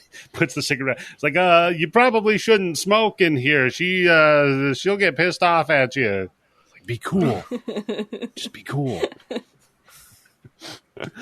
So is that why he has a lollipop in this movie? So when he smokes a cigarette, she won't smell it on his breath? Yeah, exactly. Yeah. So when they you see him swirl it around his mouth. Yep. Mm-hmm. So, and we also get a shot of Max in the mysterious upper chamber. Carlos in the mysterious upper chamber, pulling aside the veil that shows what's ever on the bed up there. This is the room that Max had insisted he would never enter, but, what does Max know? He's like a very ineffectual villain. Leandro advises Mr. Lahar to leave, and the Countess insists to Max that it's time to get rid of Lisa. I think it's Leandro. It's time to get rid of Lisa, but Max, of course, has other ideas. He's busy romancing Lisa out in the creepy gardens. I love these gardens. It's such a gothic setting. It feels like the Addams Family house. It's got lots of fog and dead and overgrown gardens with crumbling statuary in it. I was like, oh man, I would live here. It was definitely made to order for the Gothic. Meanwhile, Max is being stalked by his mother, and they have one of these arguments where he says, "I have only the greatest regrets for what I have not done." The Countess leads Max off. Now Lisa, meanwhile, is spying on a chapel on the grounds of the villa. Then she's accosted by Carlos, who puts his hand over her mouth and demands that she be quiet. Leandro shows up and carries what looks like a dummy into the chapel. Carlos goes to see what Leandro is up to, and Leandro appears to be setting up for a funeral with some nasty Undertaker stuff, and a bit of a hilariously improvised song. He breaks a corpse's legs to get it to fit into its coffin. Which was the dummy's legs. Yep. Who's gonna know? Yeah. Reference to Lovecraft, by the way. Yes, that's right. That's right. What is it called? The Undertaker, or some story like that. But yes, you're right. Yeah. Oh God, it's the tip of my tongue. In the Vault. In the Vault. Yes. Yeah, sorry. Yes. So whatever is in the coffin appears to be Carlos, but of course Carlos is running around outside the chapel as well. So, and we're playing fast and loose with what is and is not a Carlos in this movie. Yes. So, yes. Yeah. There are many, many Carloses. This apparition chases Lisa back into the Marin house, where she tears upstairs and then disappears into what appears to be an abandoned upper part of the house. It looks like possibly the people who, quote, live, unquote, in this particular villa only occupy a certain portion of it and are allowing the rest of it to fall apart, which is actually not that unusual in ancient European houses of this kind. Yeah, who can pay for that upkeep? No one can. Yeah, it's just Telly Savalas. What the fuck is he going to do? He's going to make a cake. Certainly not a bunch of ruined European aristocrats who have to turn to acting to make a living. Yeah. So Lisa goes upstairs. She finds Leandro's workshop, which is this place with wax heads and dummies. And Carlos reaccosts her here, all the while addressing her as Elena. Yeah, and I have a note here that his workshop looks a lot like my recording room now, because I've got the glass head over here to the one side, and then I've got little Timmy sitting in his little chair over there. My ventriloquist dummy, and of course all of the bottles of liquor strewn about.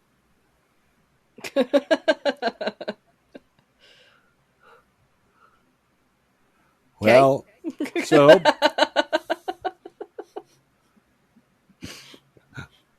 you have dummies? Just one, yeah. Just little it's Timmy. Talking right now. My ventriloquist dummy. She says. Man, I'm funny. So anyway, downstairs, Sylvia is mourning George, but she's dragged off by Frank. Frank pulls her away from George, out to the car, slips her into the front seat. She says, "I'm not coming with you." But Frank makes a bad mistake. He walks around in front of the car. Yeah, don't do that. Yeah. Just as Sylvia jumps into the driver's seat, rams the car into gear, then runs Frank over, then runs him over again, and over again. Yeah. Are we sure he's dead enough, Sylvia? Well, I guess so. That's some rage. This is all dispassionately watched by Leandro from his bedroom window upstairs. So, okay, now Frank is done. Carlos, meanwhile, is busy trying to make love to Lisa in Leandro's workroom before being bludgeoned to death by an unknown assailant, who, for some reason, is witnessed by Sylvia, who I guess has wandered back into the house after running over Frank multiple times. Yeah. Timing is a little off. It's a on jump. That, but there might be a missing scene or something that ended up on the cutting room floor there. But Sylvia is now chased back into the abandoned zone of the house. She runs upstairs and upstairs. She ends up into this rotting bathroom where she unshutters a window in hopes of escape, but the window, of course, has been barred over. She screams for help, but of course there is no help. She's backed up against the wall. And then my note says, "How is that dress staying on?" And barely. Goddamn camera, if it just didn't pull back for half a second more. It's staying on to the chagrin of Tim. Not just the chagrin of me. The commentary track by the guy who wrote this book on Mario Bava says, "I'd rather watch this jiggle than see a topless scene anytime." But she is then bludgeoned to death by an assailant who this time turns out to be Max. Oh dear! I just assumed that he was the one who also killed the chauffeur, because then no one could leave. I think that is in fact the case, and we'll have evidence for this at the end of the movie. Yeah. In spite of the fact that we saw the Countess walking away with bloody shears. Yeah, she could have just picked him up because she was trying to cover up for her feeble son. Or she just picked them up. How'd you see them? Yeah. She might not have can't leave these things just lying around. That's messy. Yeah, she might not have even known they were bloody. She's blind, remember? She's like, somebody left the fucking scissors out again. I better go put them away. God damn it. Why is this handgun just sitting around? So we cut to a shot. The Countess is kneeling on a pied-dieu in the chapel.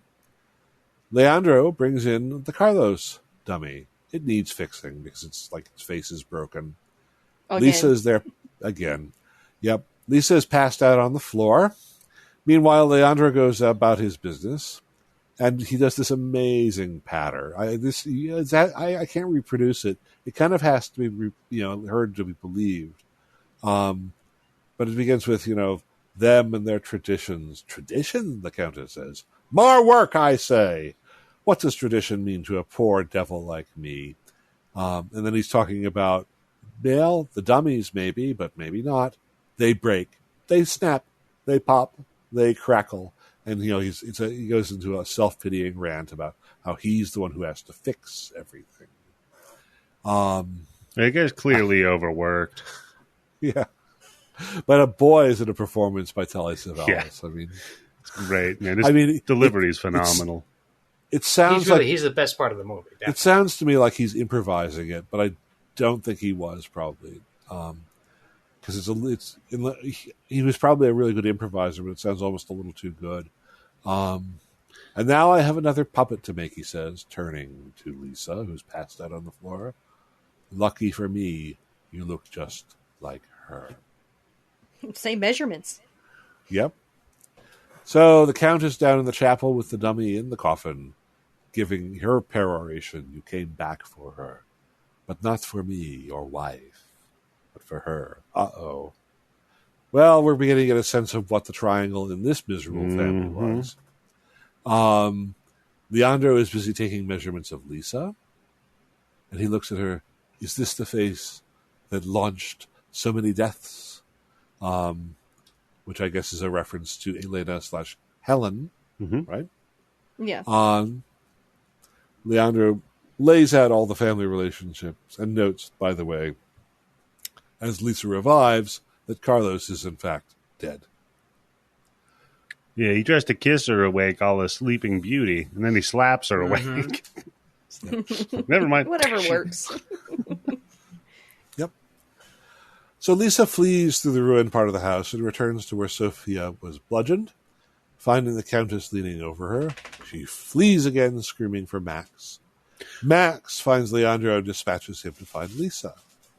Lisa finds Max, but they have to hide from Leandro, who is looking for them, but somehow doesn't seem to be trying very hard to find them. Lisa and Max, in a conversation, get together and agree to try to leave the villa. Yeah. But he's, we're going to leave together, start a new life. And he tells her she's even more beautiful than Elena. Oh, yes. But of course, first he has to show her something. Yeah. You know what? The guy's already creepy enough. He's like, look, we're going to get out of here. Bad mood, dude. Come on. Yeah. If we're going to get out of here, you've got a car. You can clean it up a little bit. Yeah. Yeah. Most likely she's only agreeing to go away with you just to get the fuck out of this house and get back to somewhere there's people. Exactly. Well, plus put this on top of it, Plus she clearly can't not do what she's told. She's like Ella Enchanted. Did you ever watch that movie? She has to do everything she says. Yeah, Carlos is like, hey, wait here. She just stands there. She's like, okay, you're going to leave with me. Like, all right, I'm going to leave with you. Max is like, nah, forget what he said. He's dead. You're going to leave with me. She's like, yep, I guess so. I guess that's just whatever anybody tells me. You know what? That's got to be great for a director. stand here, do this. Yeah. Perfect. So, Max shows Lisa the bedchamber. The bedchamber behind the mirrored wall where the crying and the keening came from before. And he introduces... First, we see a spooky chamber full of desiccated pieces of cake. Lots and lots of them. Candice, lots of them. Candice, did you get mad because you wanted the cake? Well, I was actually thinking about a conversation I had with my husband yesterday because he prefers cake over pie. No, he's wrong. He is wrong. He's insane. He's completely insane. That's an insane person's perspective. Why would you say something like that? Shouldn't you find that out before you got married and had 2 kids? Before we get married, what are your feelings about cake versus pie? Because this could be a deal breaker. Yeah. How long does the pie have to be in the oven before it's an actual pie? What? Tim, that's an insane question. Old Seinfeld reference. Oh, God. Okay, that makes sense. Because it's stupid. Yep. So, yeah, like you were saying, goes to show Lisa... Elena, a desiccated corpse. Yeah, his old friend. And Lisa begins... It's never a good idea to introduce the girl you're currently wooing to your ex. To your old flame.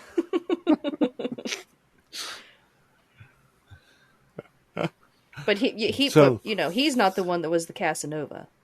Oh, that's true. That's right. That's right. We'll find out what his problem is shortly. Lisa begins to freak out, which seems understandable under the circumstances. And Max deals with this problem by promptly chloroforming her. That's how I like how he just has a bottle of it right on his dresser, or right in the dresser with the dead woman. Why does he?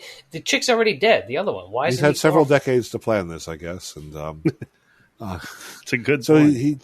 he chloroforms her. He lays her out on the bed next to the corpse of Elena. Yeah. When Lisa is fully unconscious, he strips her and then attempts to have sex with her. Rape and necrophilia. Wow. Yeah. This movie has really turned it up to 11 here. And I have the note here real quick. How could Candice not enjoy this? I actually did like this scene. Oh, of course you did. Because it was like... Because it's good. Like, it's like it's really like fucked up and not really gory, but just without being really explicit, just the implications of everything is real icky. The fact we're having like a monster mash 3-way going on here, it's really adds to it. Not to mention the dude's hot, so I was into it. Yep. He's really good looking and he's problematic. He is right up my alley. I mean, he gives his little speech beforehand, which is basically, with you, it will be different. It has to be different.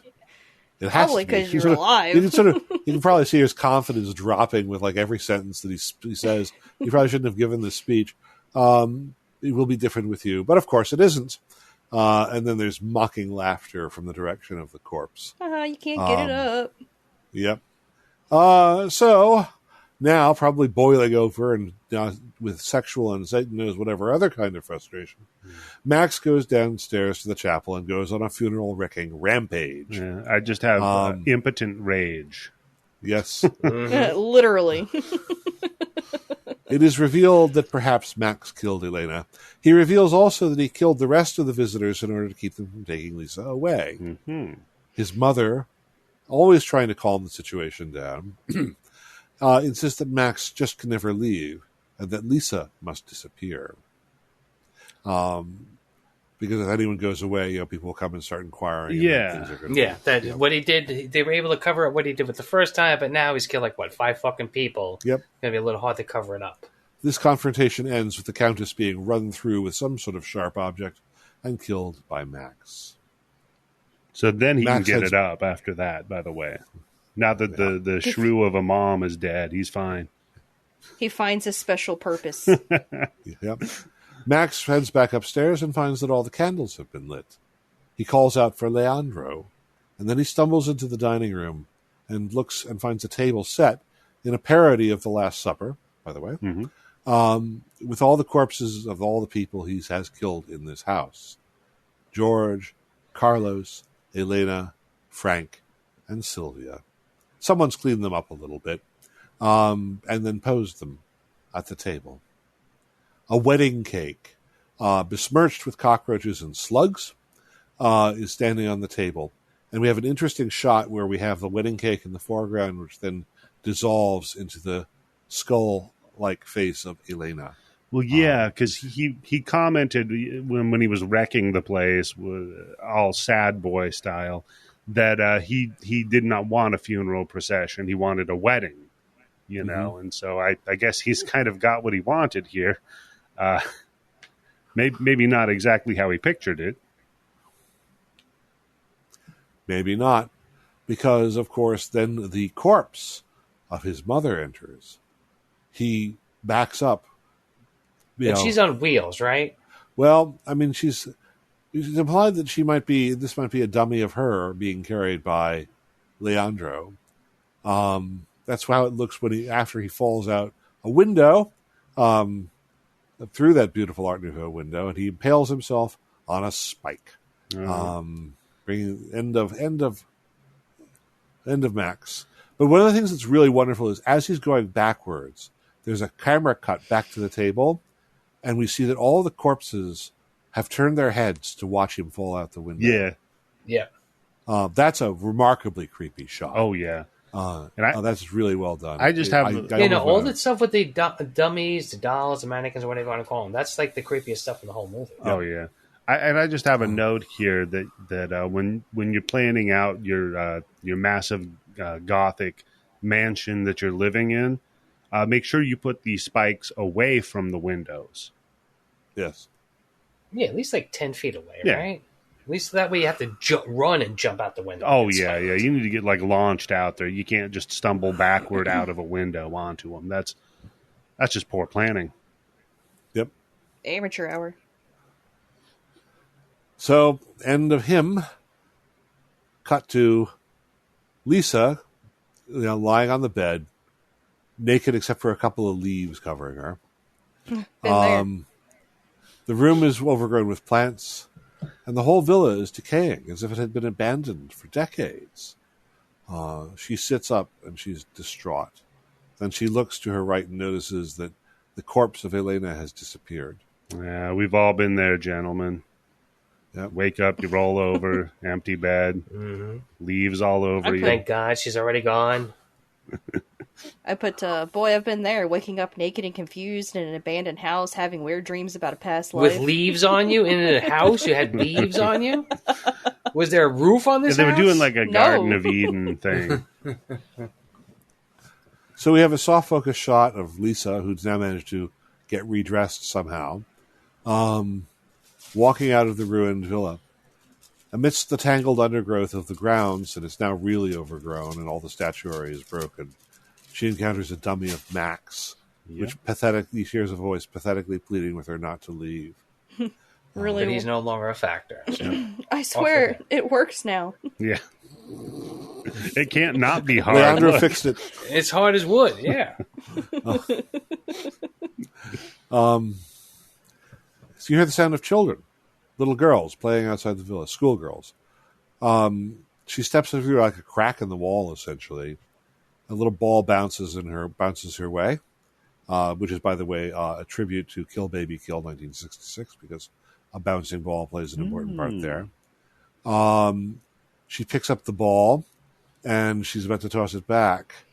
But the girls run away. Someone says, "Hey, come back. She's a ghost. Nobody has lived there for 100 years. Yeah, and I'm going to teach my daughters to do this whenever a stranger tries to interact with them in public. Ah, it's a ghost, and then run away. It works. Yeah.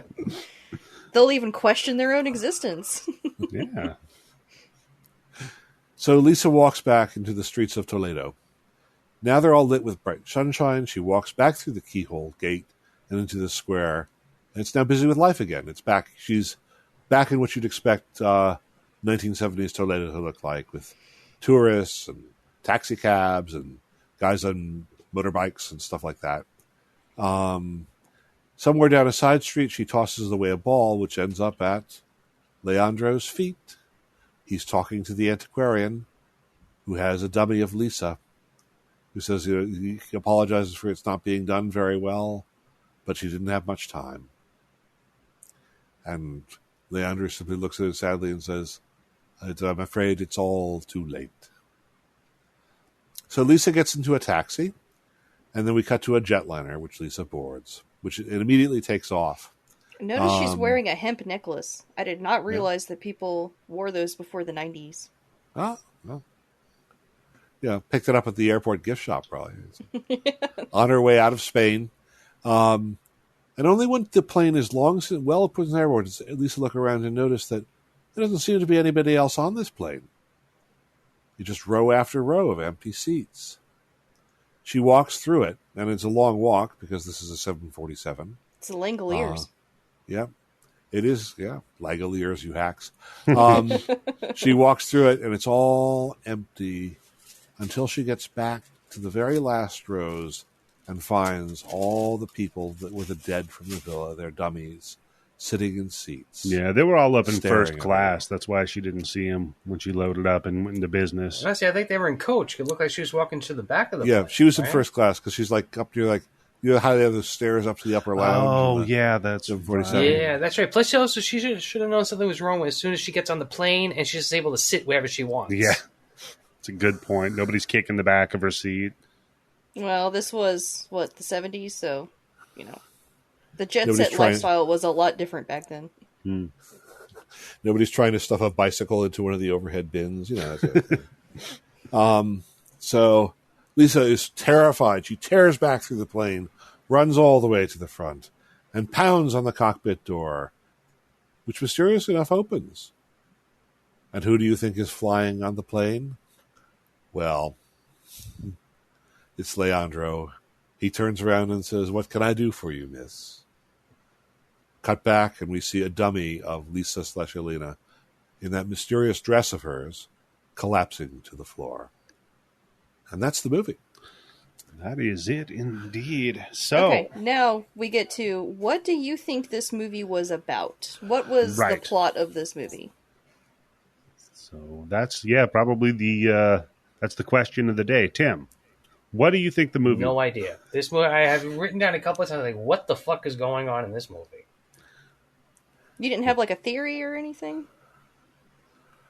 I got, like Faustus said in the beginning, it looked like it was something like they were just going to keep doing over and over and over again, because that's why, I guess that's kind of like why the old man is, apologizing why it takes so long to make her doll, because she was, supposed to be the last one to show up and make the whole thing go. Because he had all the dolls for everybody else already ready to go, right?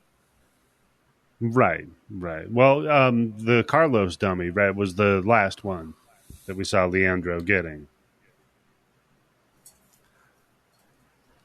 Okay. I'll venture a theory. Okay. And it's only one possible reading of the movie, which is that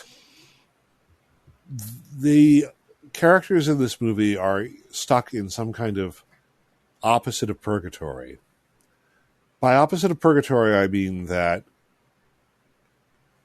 in purgatory, and according to Catholic doctrine, which of course Mario Bava would have probably known quite well, basically you go to expiate your sins, but you are inevitable. If you go there, you basically you're purified, you're punished. But if you go there, you will eventually be saved. You'll eventually go to heaven. It's not like it's a kind of trial place where you might go either direction.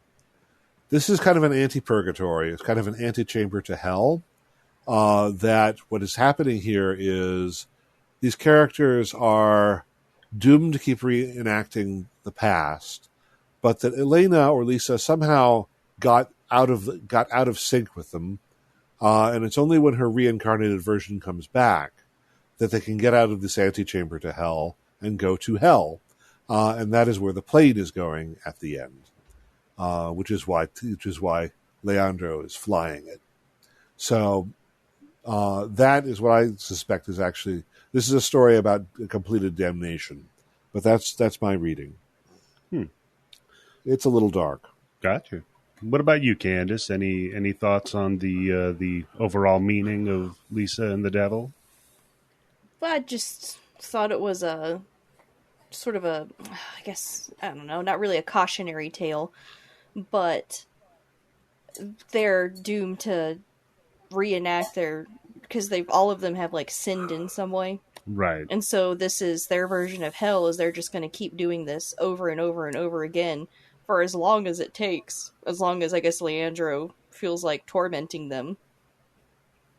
And I don't know. I'm not Catholic, so I don't really know that much about purgatory or anything like that. But yeah, it's pretty obvious that, like, she was reincarnated at some point, so she did break free from that cycle, but then she gets pulled back into it.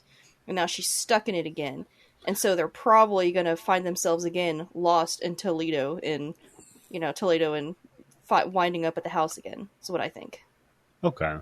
Yeah, I mean, that's kind of the reading I was getting of what was a Silent Hill kind of a situation, right? Where you've got, she needs to maybe be reminded of what her predecessor, who, committed the crimes, Elena,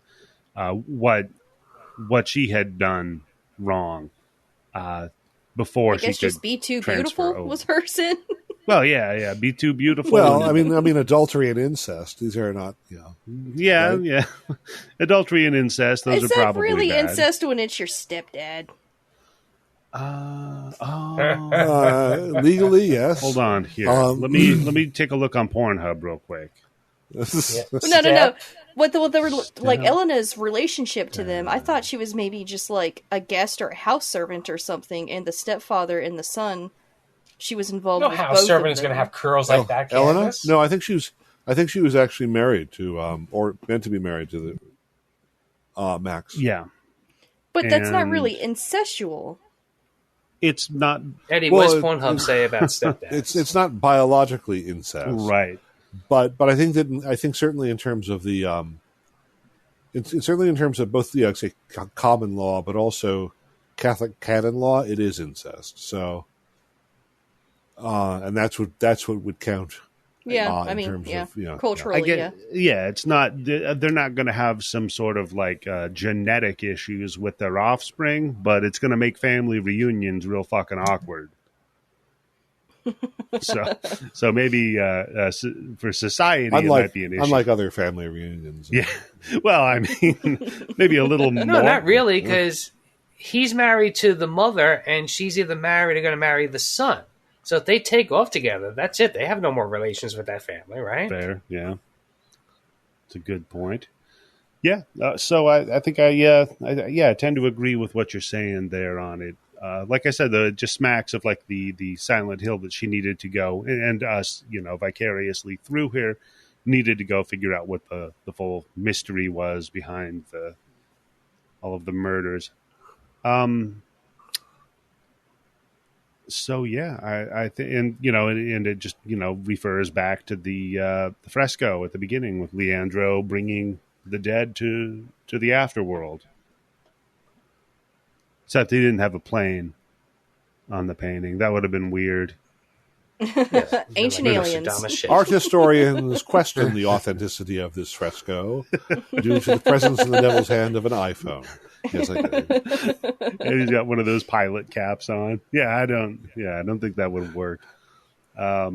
He's Sully Savalas.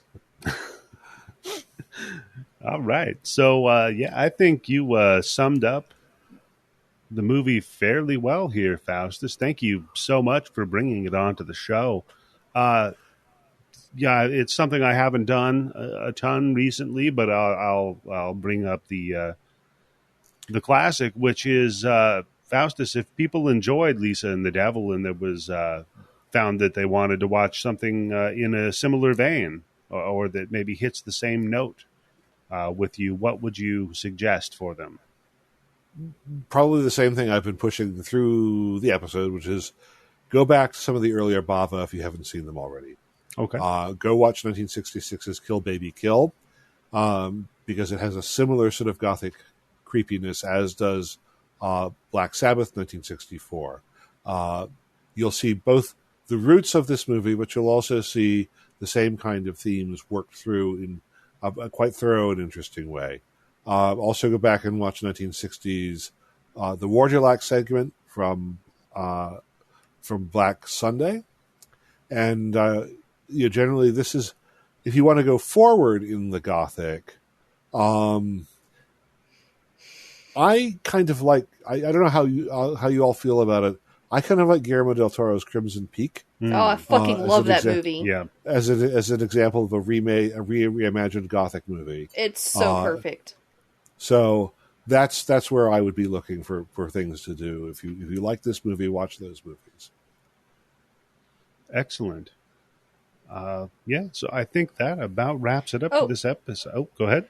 Well, I was going to say, if you're looking for more literary Gothic that's in a more modern, a very modern writer, there's Sylvia Marina Garez. She wrote a book called Mexican Gothic. And it's a Gothic novel set in Mexico. And it's amazing and beautiful and everything you would ever want in a Gothic novel, but with more modern touches to it. So read that book, too. Mexican Gothic. Yeah. Okay. Tim, do you have any suggestions? Not really, because I'm not a big fan of Gothic horror. It's probably my least favorite. And then you add the Italian on top of it, or the Spanish. Gothic, I got no recommendations. Just anything else, then, in general? Listen to us. Listen to Daniel's podcast, Mustachio Podcast. It's coming back soon. I think he's releasing on the 4th of July. He sure is. He did a show for that. Might be his last show back. What did you do to him? Just what we normally do. And I guess I'll tease, we floated a couple of things in the Discord about what the next month's theme was going to be, but I think we've kind of settled on big, dumb American horror for the month of July. It's very fitting, given the 4th of July coming up and how big and dumb America's getting. So go ahead. Well, what's an example of... Sorry, big and dumb. Big and dumb American horror. Well, yeah. And I don't even think we necessarily need it to be horror, but I'd say Maximum Overdrive is a great example of a big dumb American horror movie. Where hubris reigned king. Yeah, 100% hubris. Stephen King just completely coked out of his gills and a bunch of monster trucks at a truck stop. Or not monster trucks, sorry, 18-wheelers. Yeah, but they are monsters. They are monsters. That's true. That'd be the first example that comes to my mind. What about you, Tim or Candice? Either of you got one that? I thought we were just doing big stupid movies. So, but yeah, that's going to be kind of hard to figure. Big stupid horror. I had a suggestion that I thought was horror. Perfect. Yeah. Okay. Go ahead, Candice. Of course, it's horror because it's me. It is Piranha 3 Double D. Okay. Oh my gosh! I just put that on order. Yeah. I like the way you're thinking, Kevin. I'm sorry to confess that, but I have. No, that's fine. Oh, it's a fun movie, and it is big and dumb, but also from a French director. So yeah, I think you get the vibe we're going for between Maximum Overdrive and Piranha 3 Double D, somewhere in that wheelhouse. I would honestly, I even floated like They Live, but then A, we covered it before, and B, that's not dumb. Oh, come on. It's fun satire on America. They Live? It was the very first episode of this I did. Oh. Wow, Candice, do your research. Wow. I'm not going to listen. Wait, was it by yourself? No, it was me and Stephen Izzy from Everything I Learned from Movies. No shit. Recorded the weekend of the 4th of July. How fitting. Look at that. Comes full circle. It sure does. And now I might be on Daniel's episode. We'll see. I know. That's why I was like, that's why he was like, wait, didn't you do that? I'm like, no, we didn't do that. What are you talking about? This was BC before I've been Candice. talking about we might need to go back and recover some of those just because I've had to take them down off of certain podcast providers because music is in them and they get kind of irritated by that. But some reason. Yeah. And to wrap things up, Faustus, thank you so much for joining us and bringing the movie. I had a great time watching it and talking about it with you. Is there anything on the internet you want people to pay attention to, or anything you're working on? Well, I mean, I guess I'm wrapping up my my satirical mashup called Nutty Monster on Campus over at eroticmadscience.com.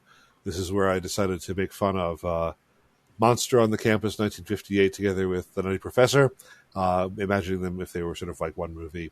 And you can come over and see that if you like. We might be going on a bit of a hiatus over there as I work on the other big projects, but we'll see. And there we are for now. Excellent. Great place to go, and just make sure you see everything Faustus has got going on. So, Tim, you've promoted the Mustachioed Podcastio, of course. Grind Bin, you coming up on them anytime soon? Yeah, there's always a good chance I got to be on either the Grind Bin main or one of the mini bins. So yeah. Much to several people on Twitter's disdain. Fuck them. Get off Twitter and get on a podcast. That's a good point. And Candice, or just go out and get some fresh air. I mean, come on. Yeah, listen to my voice outside. It's going to be much better. There you go. Take Tim on a jog. And Candice, what about you? I am going to be on the Grind Bin. I'm recording with them this week. Oh, nice. Yes, a nice, fun, dumb action movie. Love those. Those are so fun. That's the one I did with them, Rage. So yeah, definitely check out the Grind Bin, check out the Mustachio Podcast. Check us out on Patreon, patreon.com/bloodybits, where you get access to all of our bonus episodes, as well as the Blood Bank, where you can see movies like Lisa and the Devil and Strip Nude for Your Killer. It runs the gamut of class and ass, let's say. And other than that, if you can, leave us a 5-star review on your podcast app of choice. Maybe, you know what, tell a friend to listen to the podcast. That's always fun. Word of mouth. That's the best kind of advertising, because when I try to run an ad on Twitter, they tell me I'm not allowed to. So fuck them. Really? Yeah, I tried to run an ad for Strip Nude for Your Killer, and they said, no, that's not an approved ad. Oh, fuck them. Why? Because of that shot that you took of it? I didn't take any shot of it, Tim. That was Wick. He made the box art for it. Oh, okay. But I don't think that was particularly offensive.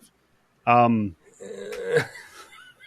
if it looked like Paul Bearer in his underwear? Yeah. It's one of those things that are a little offensive, but I know when I see it. Gotcha. All right, so that about does it for the show. Faustus, again, thanks for joining us. Can't wait. Thanks for having me. Yeah, great show. Can't wait to have you back on. But until then, this is how we end it.